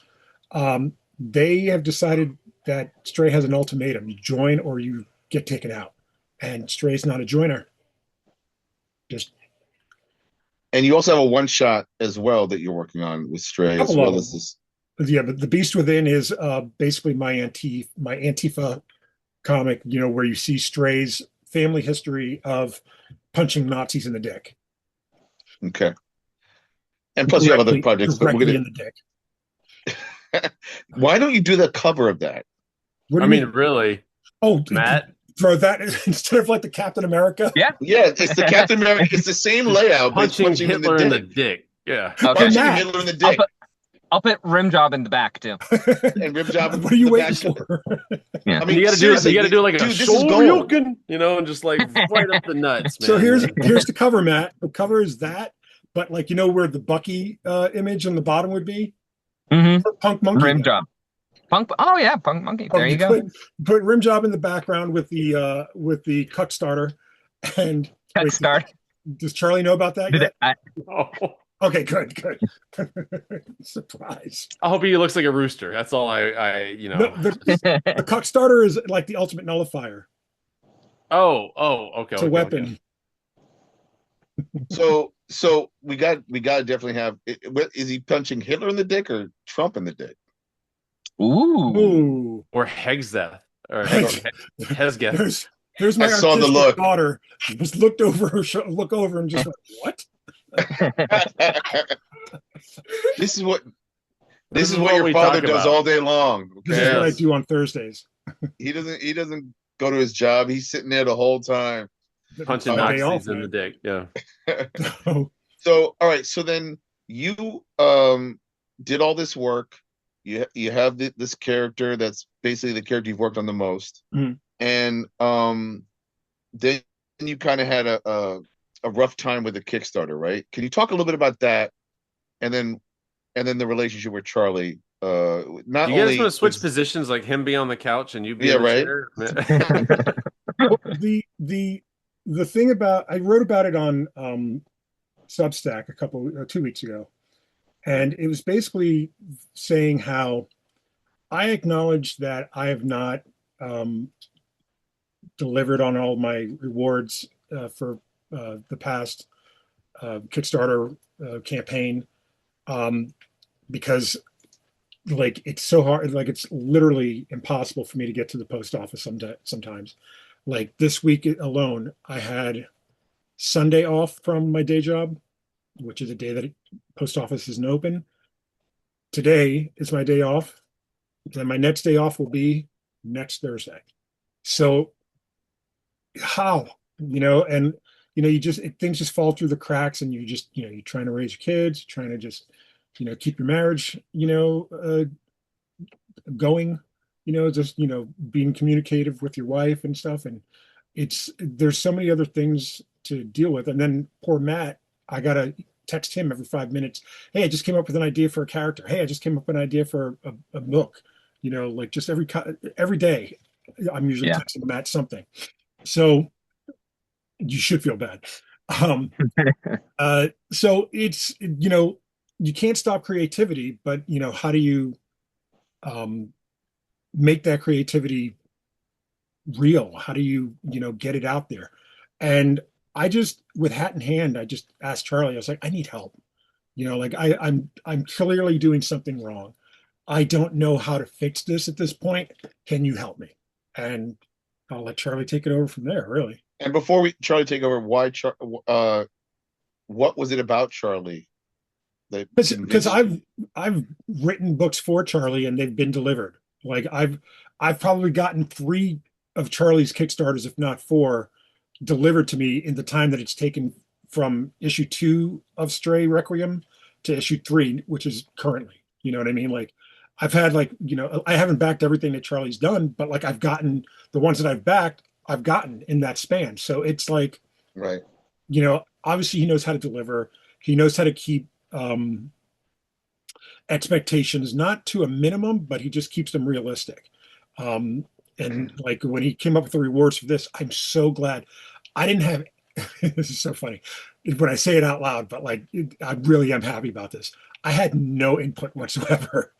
Right. The only thing I had input was the Zoom podcast appearance. Yeah. Yeah. So Charlie, and by the way, that probably was my idea. It was, yeah. So Charlie, why did you decide to take on Vito in this way, in this particular project, and what was the strategy you came up with?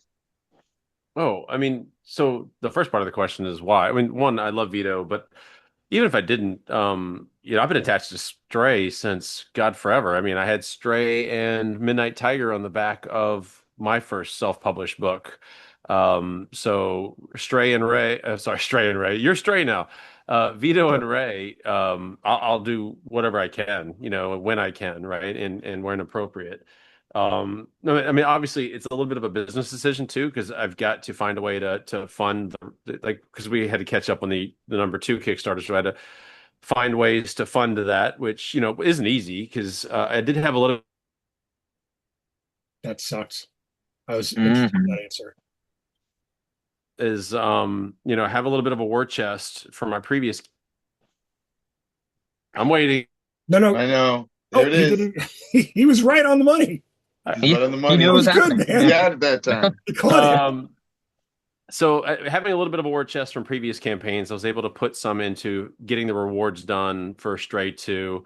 Didn't print as many as I'd like to. Just didn't have enough, but I get the cost down. It was reasonable enough to I can print enough to sell at cons and things like that. And then of course to have for this campaign, because that was always the plan, is to keep moving forward. Some of the rewards I just wrote a Kickstarter update about it just like last night, and said, look, there's some rewards we're just not going to make. I did the numbers. I kept doing the numbers. It's just not going to work out. And apologize, and I'll make it up to you in these ways that I can. Somebody's gonna get pissed off, I'm sure. I can't stop that, and they're not wrong, so I won't gaslight anybody. They're right if they get pissed off. And that goes back to what I was saying in my Substack, is that I have the tendency to overpromise and underdeliver. Like I have these ideas and I'm like, this would be great, and then I just don't know how to do it. Like I think I know, and then I don't make enough money on the Kickstarter to pay for that, and then I'm trying to pay for it out of pocket, and then I don't have the funds to do it. Like I wanted to make a hardcover of like a director's cut, with like pencils and stuff. Mm-hmm. And I just didn't know how to do it, and Charlie ran the numbers himself and couldn't figure out a way to do it. Yeah. So that was not feasible, but so anyway. We got a hand raising in the back. I don't know. Yeah. Is Sadie? Control V copy? Control V is paste. Control C is copy. Control C, Control V. Yeah. And if you're on a Mac, it's Command C. And actually, that reminds me of my favorite joke that Conan O'Brien said on the Oscars. Did you see the Oscars? No. Anybody? Nah. He was making fun of like sequels, and you know the movie F1 with Oh Brad yeah. Pitt, and he said the sequels would be called Caps Lock.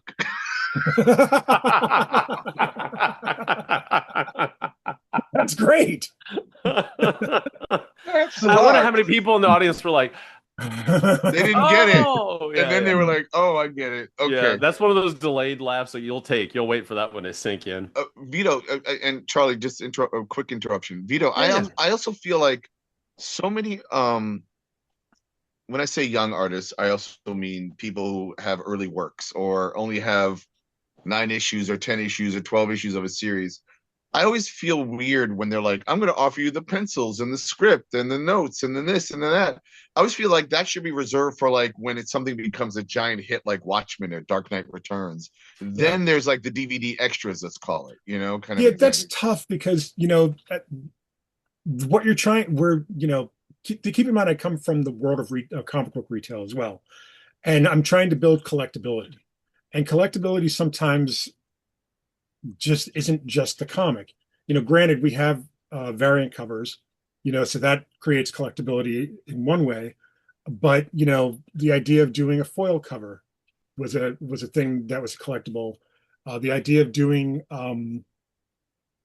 a sketch cover, I think, very, very early on for the first But campaign. but I'm gonna push back a little because and you guys weigh in as well. But like I feel inherently a Kickstarter comic is already a collectible because of the limited print run that you do. And that's probably true. Basically. Like I don't And that's disagree that's with been my that. whole business model of my Kickstarters. Is like you can only get I am the store, you can only get them from me, right? Which is not sustainable at all because I need to be in stores. Yep. I have not been in stores in years, which is absurd because there is an economy there that I'm missing, and so I'm whatever. But this is part of the conversation of like, so you have a comic and you have Charlie who has an infrastructure and a know-how, okay, to put Kickstarters together.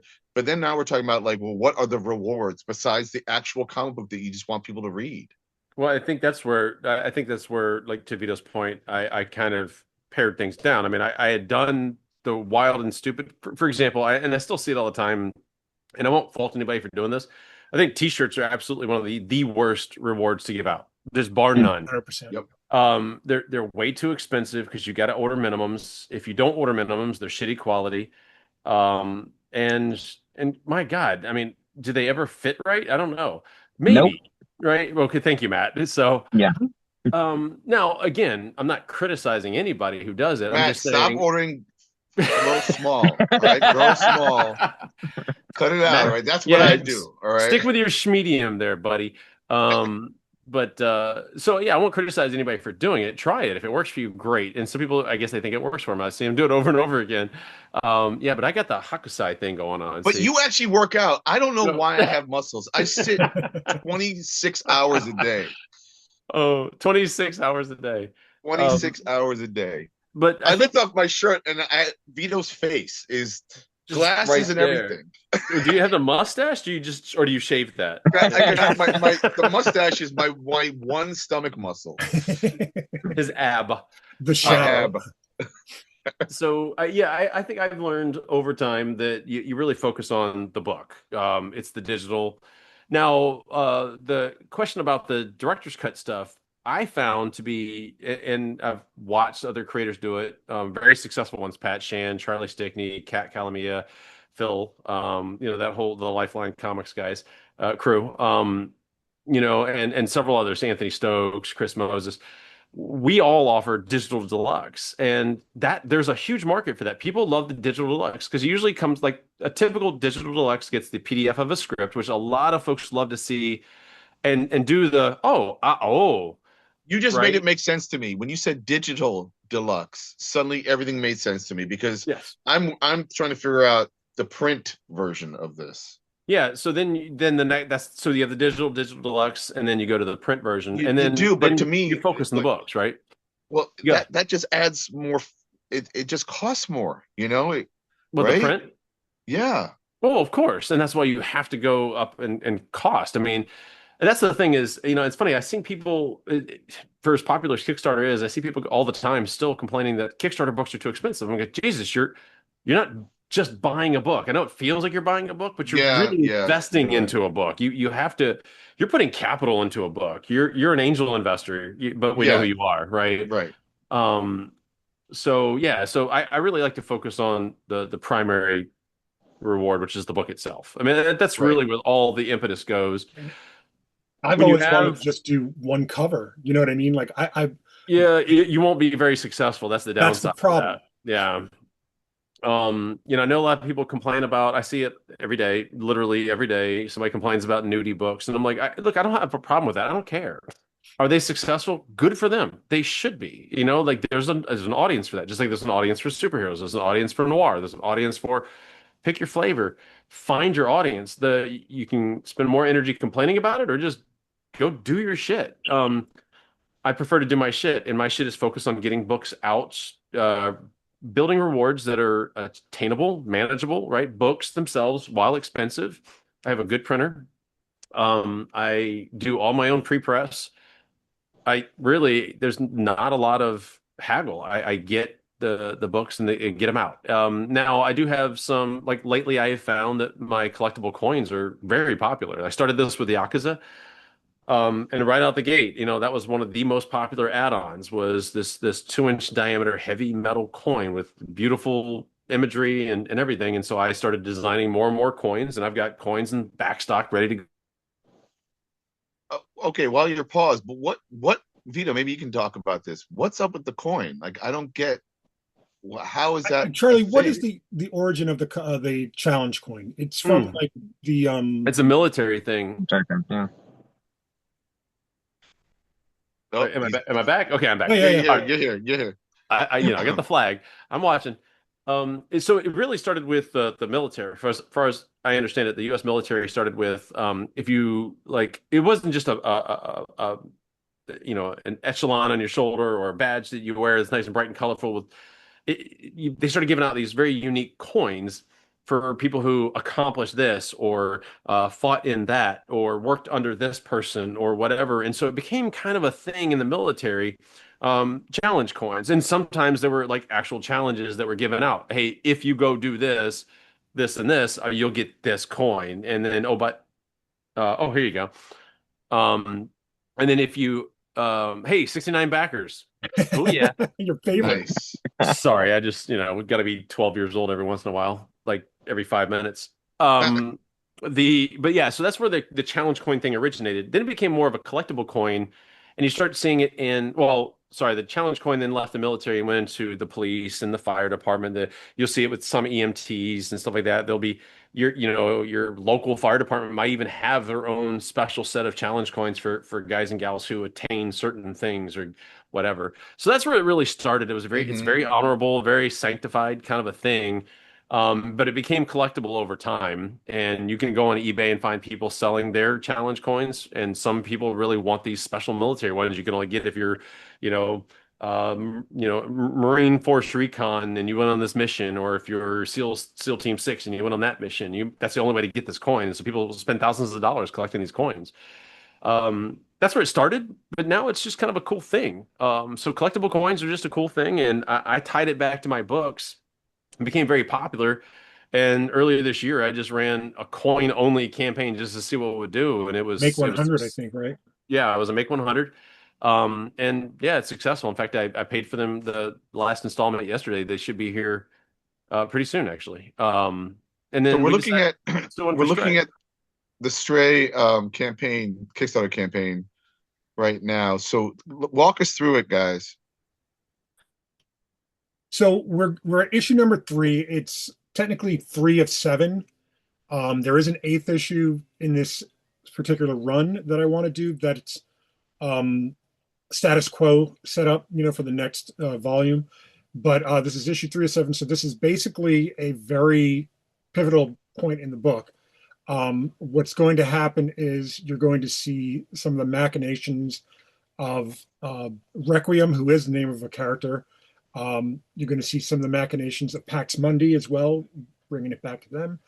And it's it goes back to, all right, now Stray's going up against the government, essentially.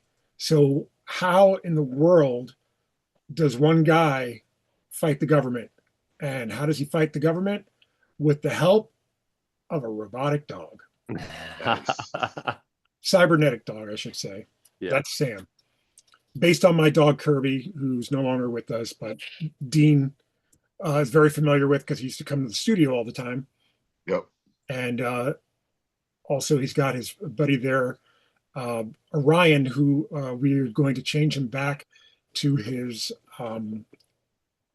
teenage name of Quarrel in the next issue, in issue 4. Oh, took me a second. You said Coral. I thought you said Carl, and then all of a sudden I'm thinking like Ice Age and oh, Carl. Carl would be These great, are our bad actually. guys. He's like, just call me Carl. I don't want to be called this cool guy with superhero the- name. I'm gonna be Carl now. This guy with the mask and the gangster lean here, that is Requiem. He is he's pretty bad. He's the guy that if you read issue 1, volume 1, Rodney talks about someone called the Dread King. That's Requiem's other, like one of his sober cats. That's where, Rodney was selling drugs, and that's who was providing the drug. And that drug, funny enough, we skipped it in the second volume, but it comes back into this volume. So like we're tying up loose ends from the very first series. So I'm gonna play devil's advocate here. I'm coming to your Kickstarter because I heard about it. You got your coins, and you got your comics. Wait, this is the third issue of volume 4 or 3 or whatever of a series. What the hell, man? Why would I buy that? Oh, interesting, because you can catch up right away by getting 1, 2, and 3 Really? in this campaign. If you look right here, Stray Requiem 1 through 3 print catch up, $25. Nice. Pretty good deal for 3 issues. Yeah, our buddy That's Carl nice. Kiesel picked that one up. Yeah, 24 Nice. backers. And then if we go scroll down here, look at this, Dean. We have at the very least 1 backer that is going to be on our show. Oh wow, that's awesome. And I I love know their name. Yeah, I don't. I can see it, but I'm preferring to kind of keep it. I see their little icon there, but I'm preferring to keep it a secret for now. Yeah, That's great. And Dean, to kind of fully answer your question, if you're brand new to Stray, for publication legal reasons, we're only doing the digital. You can do a full-on entire Stray universe catch-up. So there's a tier for that. We just call it the Ultimate Stray Catch-up Bundle, and no mustard.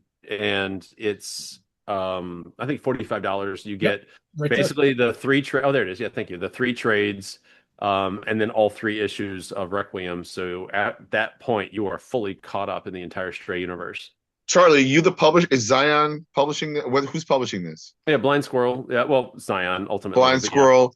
And let me ask you: are there tiers that allow me to buy other Blind Squirrel comics? No, not in this run. And I actually and I texted Vito probably the night before we launched, and I debated on putting in some of the Spider Squirrel books as well as God Quest, which Vito is writing. I pulled back on that. I really wanted us to focus because this is the first campaign that's truly Blind Squirrel Right. and Stray, and I really wanted to focus on Stray as an entity. In subsequent campaigns for Blind Squirrel, you'll see Stray. In Stray campaigns, you'll see Spider Squirrel, Trash Panda, God Quest, whatever. We do Team Force 5. So we will do more of that. But yeah, right now, if anybody wants to get any of the Spider Squirrel stuff, you can either get it from one of your local comic shops because we do distribute through Filbo distribution, or you can just go to zionstudios.com, XION studios.com, and you can shop and pick up our books there too. So, or wait for the next campaign. And speaking of campaigns, this is issue 3 of 7, a potential 8, and then more. Is this annual? Is it twice a year? What do you imagine? Personally, I'm hoping we can do number 4 before the end of the year, like maybe November. Okay. All we have to do is color it. We have all the art. Everything's inked. Everything is lettered. We just need to color it. So hopefully, with this campaign, like we've already passed our funding goal. So hopefully we can go even further and pay for that coloring, maybe even come out sooner. But I would like to do 2 a year. That would be ideal. And don't you have other comics in the hopper as well as Stray? Nice. Yeah, but I don't know that I don't know if I'm going to put that burden on Charlie yet. Okay. But you know, our plate's pretty full this year. yeah, like I might end up running them on my own. Okay. But with the blind squirrel, trade dress and mock up. Yeah. And what I may do in that instance, what I will do in that instance is obviously help with kind of editing the editor, so to speak, on the campaign, so we can be reasonable with the rewards, we can fulfill on time. That we can, if our brand is going to be on there, my brand's going to be on there, I'm going to make sure that we're delivering on the promises. So we'll make sure that happens. And Matt, how are you involved in this issue or this Kickstarter series? Well, whenever Vito asks for, like, listen, I kind of fill in the cracks as far as Stray. Sometimes I'll do a backup. Sometimes I'll draw something that someone has written for a backup. Sometimes I'll jump in for colors. Sometimes I'll jump in for inks or covers or whatever. But yeah, wherever Vito asks me to jump in, I always say yes. So you're not only Vito's go-to guy for concept art, but you're his bullpen too. Basically, kind of a little bit, other than lettering, a little bit. Right? Oh, yeah, except for the lettering. But Matt is actually inking our guest for next week. The backup artist for Stray Requiem #3 is David Jackson, and Matt is inking his backup as we speak. Oh, we're talking to this guy next week? That's right. I'm just learning now. You told me to get in touch with other people. No, that's great. I didn't know that other people had names and were individual. That's why we do the show, baby. Excellent. Awesome.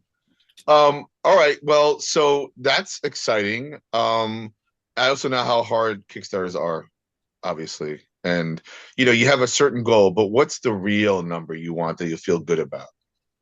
Oh, Charlie and I talked about this the other night. We're kind of positive, not positive, but we're optimistic that by the end of the campaign we'll be near or at $4,000, which is great, because we've already paid for this one. We can then put the funds towards Beast Within. We could put the funds towards the next issue 4, and I think that's what the goal is. Is to just keep building on success to kind of push to the next one, and then 4 is a success, it goes to 5, that kind of thing. And let's say you get 100 people or 150 people, right, to backers. How many comics are you printing, Charlie? It does ultimately depend on the final count. So I kind of make a judgment call. There's like if you want to call it, there's an algorithm. Is it twice the amount of the backers? 3 times? Usually more than that. So I think in our weakest campaign, which we ran last year, I did 3x the number of backers, books to backers. Okay. In toto. Now, distribution between covers or among covers is. Yeah, I remember where he stopped. I think so. If I wait, stop. Distribution between covers is where he got cut off. Okay, so yeah, so wait. Am I back yet? Yeah. You're back. Okay. All right. Distribution between covers can vary quite a bit. I usually, for that, I look at the independent number. So 12. Okay. Wait. You're back. You just cut okay. Right. Okay. For a second. If cover D sold 12, I'll probably print 25. Oh wow. Let me ask you this. But if cover D sold 100, I'll probably print 300 to 400. Because if it does that well in Kickstarter, something was attractive. And so I know retail is going to find it attractive. I know cons are going to find it attractive. Those are my other 2 outlets, and I also have an online store. So just quickly, this might be boring for some people, but I'm fascinated. I only do 1 cover for my comics because I don't think about variants, because I figure, isn't that a hassle? How does that work? When you go to the printer, you're printing the guts, and then No, it's easy. So Comics Wellspring I can't speak for anymore, but because well, yeah, I can actually. Yeah. With Comics Wellspring, I print through Comic Impressions. Did I blip out? No, you're here. You're here. Okay, okay. Um, Wait, and guys. I was going to say something. Jackass. Okay, I'm back. so my printer is Comic Impressions currently. I have used Comics Wellspring, love them both. Right. It's usually a cost factor. What's really Hmm. cool is the guts is one file, and then each cover is No, wait. Stop it. Did he do it? I can't tell if he's doing it on purpose. we just went from we went to YouTube after dark. Um, uh, but each individual cover is not a new.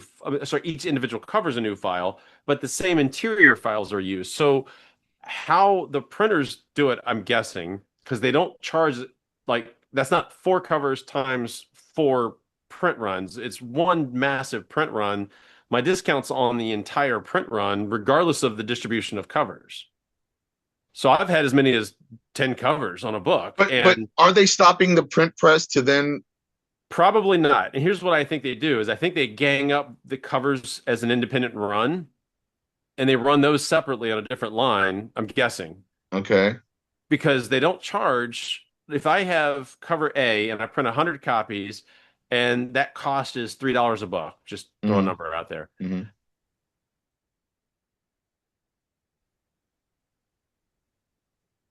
I can't If I tell. do covers A and B as a single run, as a single order, that's 600 copies. That's my cost. And now, or sorry, 200 copies.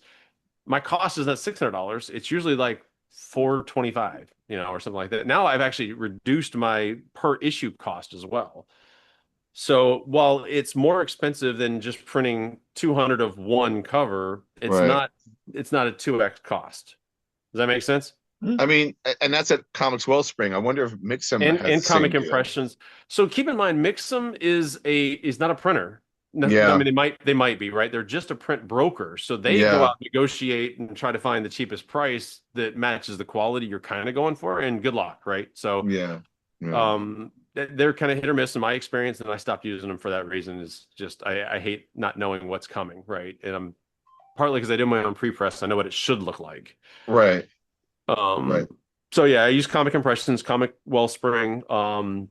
I've heard good things about Print Ninja. I've never used them, can speak for them. I've used Kablam in the past. They're extremely expensive because they're print on demand. Right. You can get discounts, but I won't. Right. They do Right. a fine job, right? They're Right. good for what they do.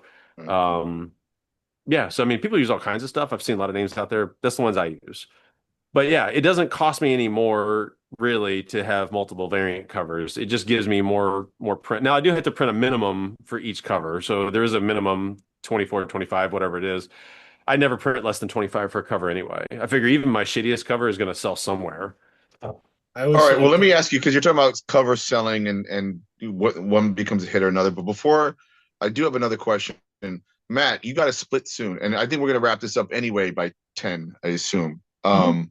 So before, if he does have to dip, Matt, what are you working on? What's going on with you these days? Oh, I'm working on my garage. It's all cleared out. My I got the keypad working on the door. Mm, I fixed my dryer.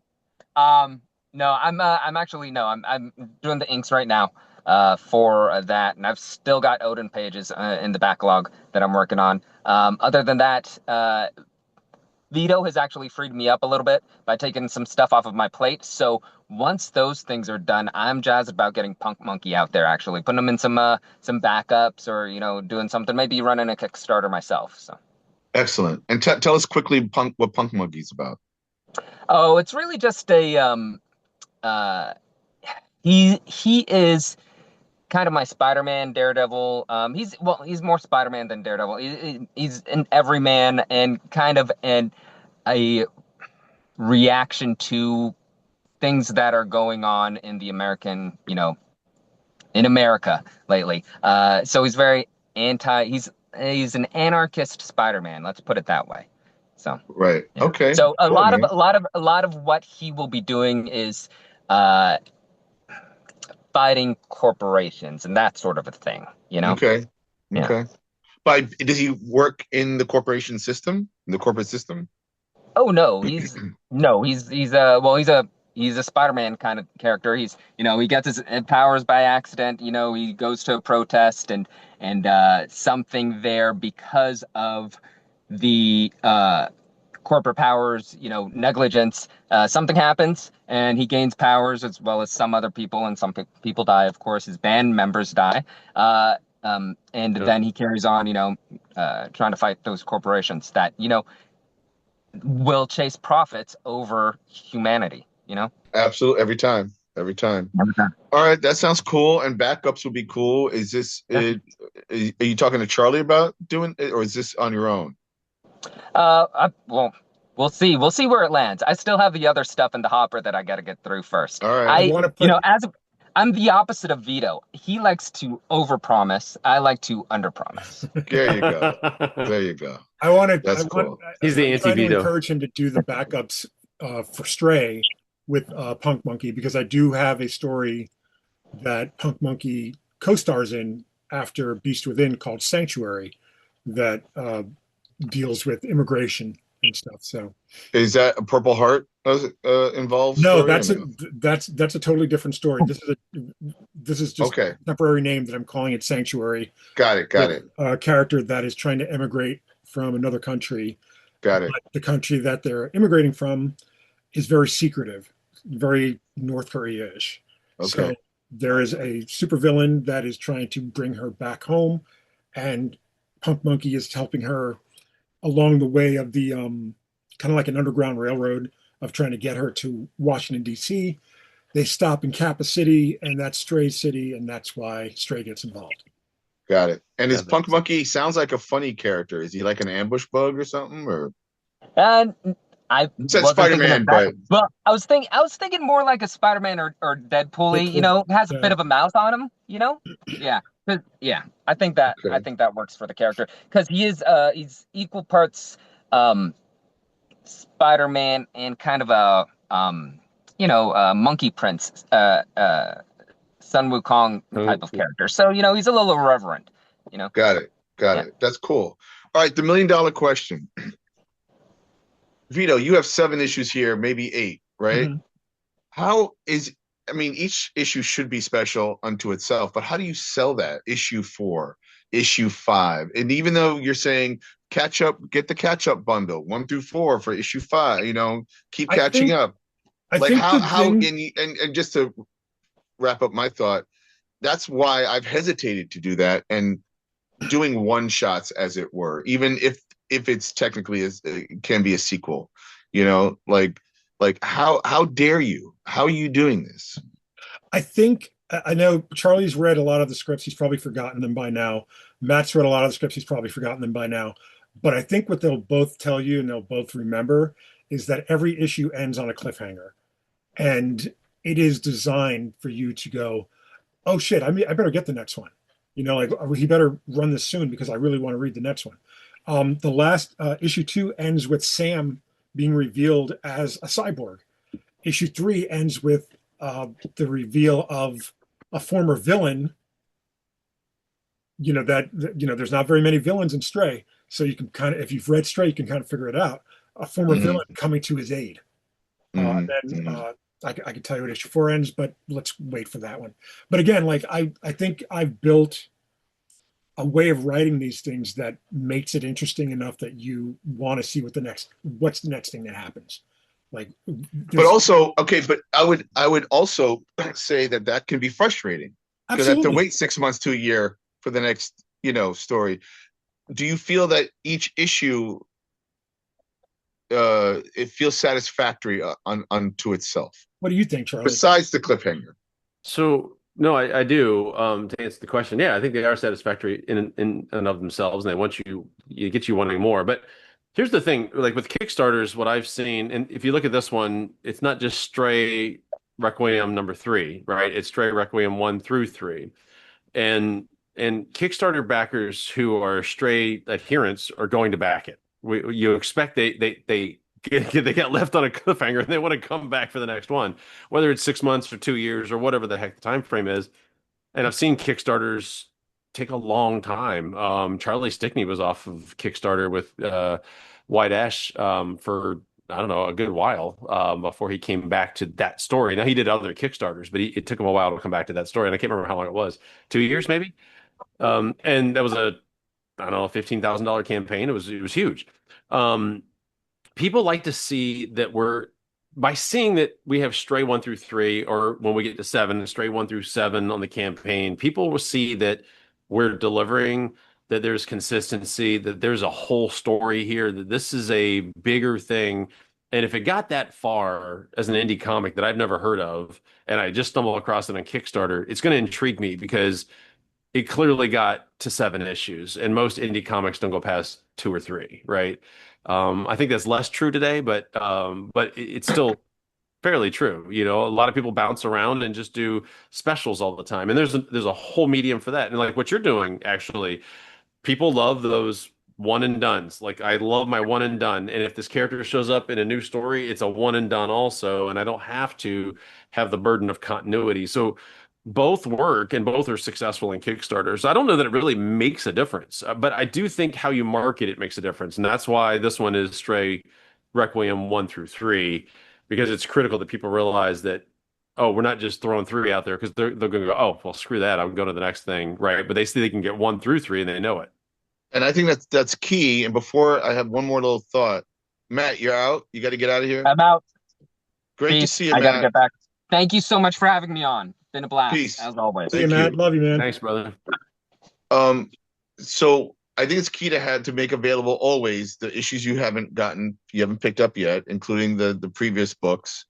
Um, uh, my question to you as the publisher is: do you need to keep stock of those issues, because the next campaign is going to bring in new people, and the next campaign 4, 5, 6, 7. Yeah. You have to have a certain amount of stock on those, all the previous issues, right? Yep.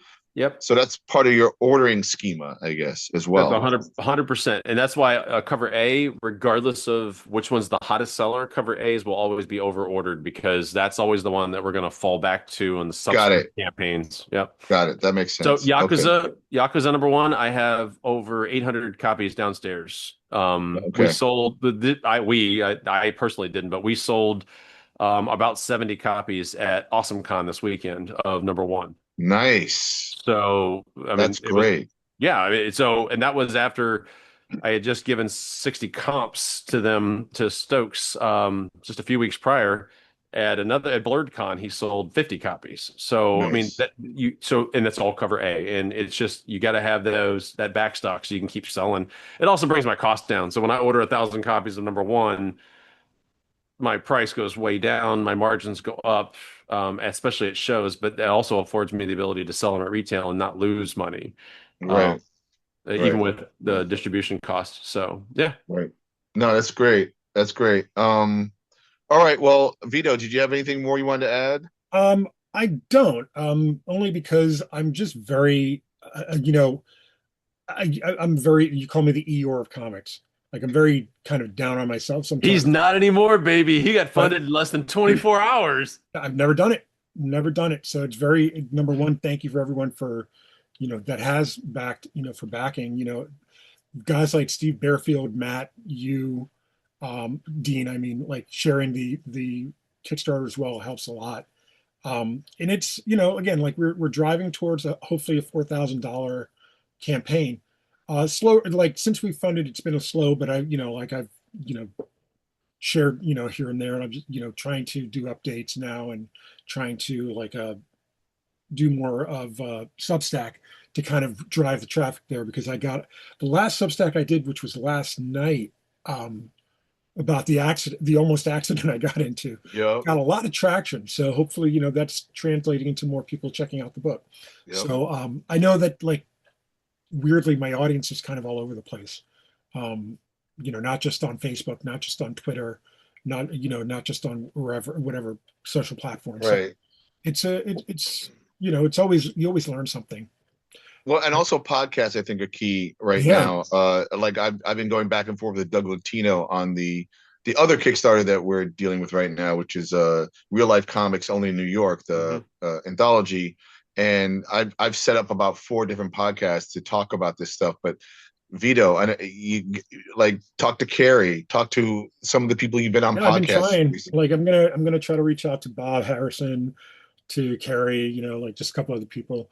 Um, but yeah, I'm very excited about the prospects of this year, and Yeah. Yeah. and again, I thank Charlie,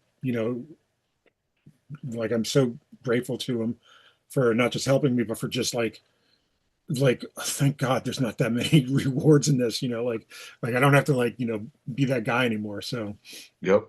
Yep. Yep. It's great. It's but awesome. Charlie, what's your next Kickstarter after this? Like I know you got. Yeah, so Stokes and I are gonna have a call maybe this weekend. I'm going to GalaxyCon with my family just for a day to check that out down in Richmond.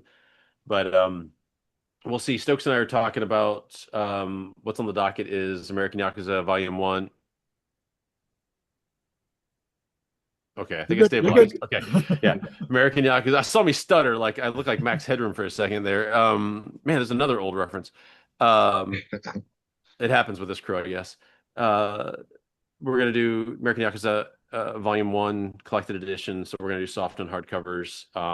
Decide if we're gonna do dust jackets, those kinds of things. So we're gonna that's the variant cover for hardcovers, right? Is to do dust jackets. Yeah. Yeah. So we're gonna discuss that. What's gonna be included. We really want to make it special for backers because it's been, as I mentioned, a phenomenal book for all 3 of us. It has just been a showstopper everywhere it goes, so it does really well. Outside of that, Vagabond is probably going to be the next one. It'll be my first anthology, so I want to be really clear about setting expectations. Like we're not going to deliver in a month or 2 months like we typically do. Within 2 months. I mean, this book's going to be delivered in the fall. I do have a lot of pages. I got all Will Conrad's pages from a Ron Mars story that I'm gonna send off to get lettered here soon. Beautiful freaking art. Um, talking to well, that's for the next anthology. Never mind, I won't mention that Yeah, I was one. gonna say, don't say it. Yeah, yeah. I just realized I was like, oh, that's the next anthology. But we have one. I have a Stan Yak one that is absolutely just brutally beautiful. With Fred Schwartz, who's running his own campaign for Fisticuffs right now. Fun freaking book, by the way. Fisticuffs. If you haven't checked it out, it's on Kickstarter right now. I can highly recommend it if you like a little bit of gore and really wild drug-induced crazy shit. This book is a whole lot of fun. Imagine just some big fat guy he's the biggest worthless guy in the world. He's an alcoholic and he gets superpowers and it's yeah. Read it. Anyway, they did a story in there, so I think Vagabond's gonna be our next one after this for the Zion Studios brand. After that Blind Squirrel, we're hoping to do. I think I'm gonna do new Teen Force 5. I'm gonna do issues 1 and 2 together. So I'm gonna launch both of the first 2 issues simultaneously rather than just do 1 then 2. Um, Loosen up my publishing schedule, which is already overpacked this year. So that's kind of what's on the docket. I can keep going, but we ain't got Well, time for that. let's keep it manageable. Yeah. Well, that's the other thing is, we are working on, like, I just got the invoice for pages 16 through 18 of Spider Squirrel and Trash Panda issue 8. So Nice. 7 is colored and it needs to get lettered. And then we want to get colors or it's mostly colored, and then want to get colors for 8 before we launch 7. And we'll do 7, 8, 9, and probably 10. And I'm also working on a cool backup in Japan for that series too. So and one last thing, just real quick, for anybody who's watching who backed Pots and Panels anthology to get Spider Squirrel and Trash Panda story, I do have the rights to publish that 4-page story, and I'm going to throw it in probably issue 7 as a stretch goal. So when 7 hits, make sure you guys push that sucker over the top so we can put these extra 4 pages in. Nice. Whew, okay, that's enough. That gets me through like Baltimore Comic As Con. I say, and you didn't get cut off at once. That's amazing. Well, thanks, guys. It's time for me to watch The Pit and Fear Factor, and oh, look at that. Look at the hearts right out your. That's beautiful. I don't know how you did that. It's this thing. One of these is like, and Yeah. there should be some balloons or some shit. I don't know.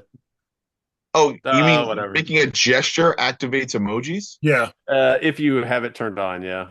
What does that do? I tried that one. It doesn't work. It's like, yeah, there is a.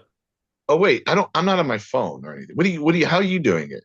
I'm on my computer. You just gotta. This is I don't know. I don't know what I'm This doing is- here. Yeah, It should be the look at us. screenshot. We're like, this is like an Do it, SNL Vito. skit. Vito, do it. My nose is so round. All right. All right, that's it. It's time to hit the hay. Thank you, It is. Charlie. Thank you, Matt, even though he's gone by now. But Love you guys. really appreciate it. Thank you, everyone, again for Love you watching guys too.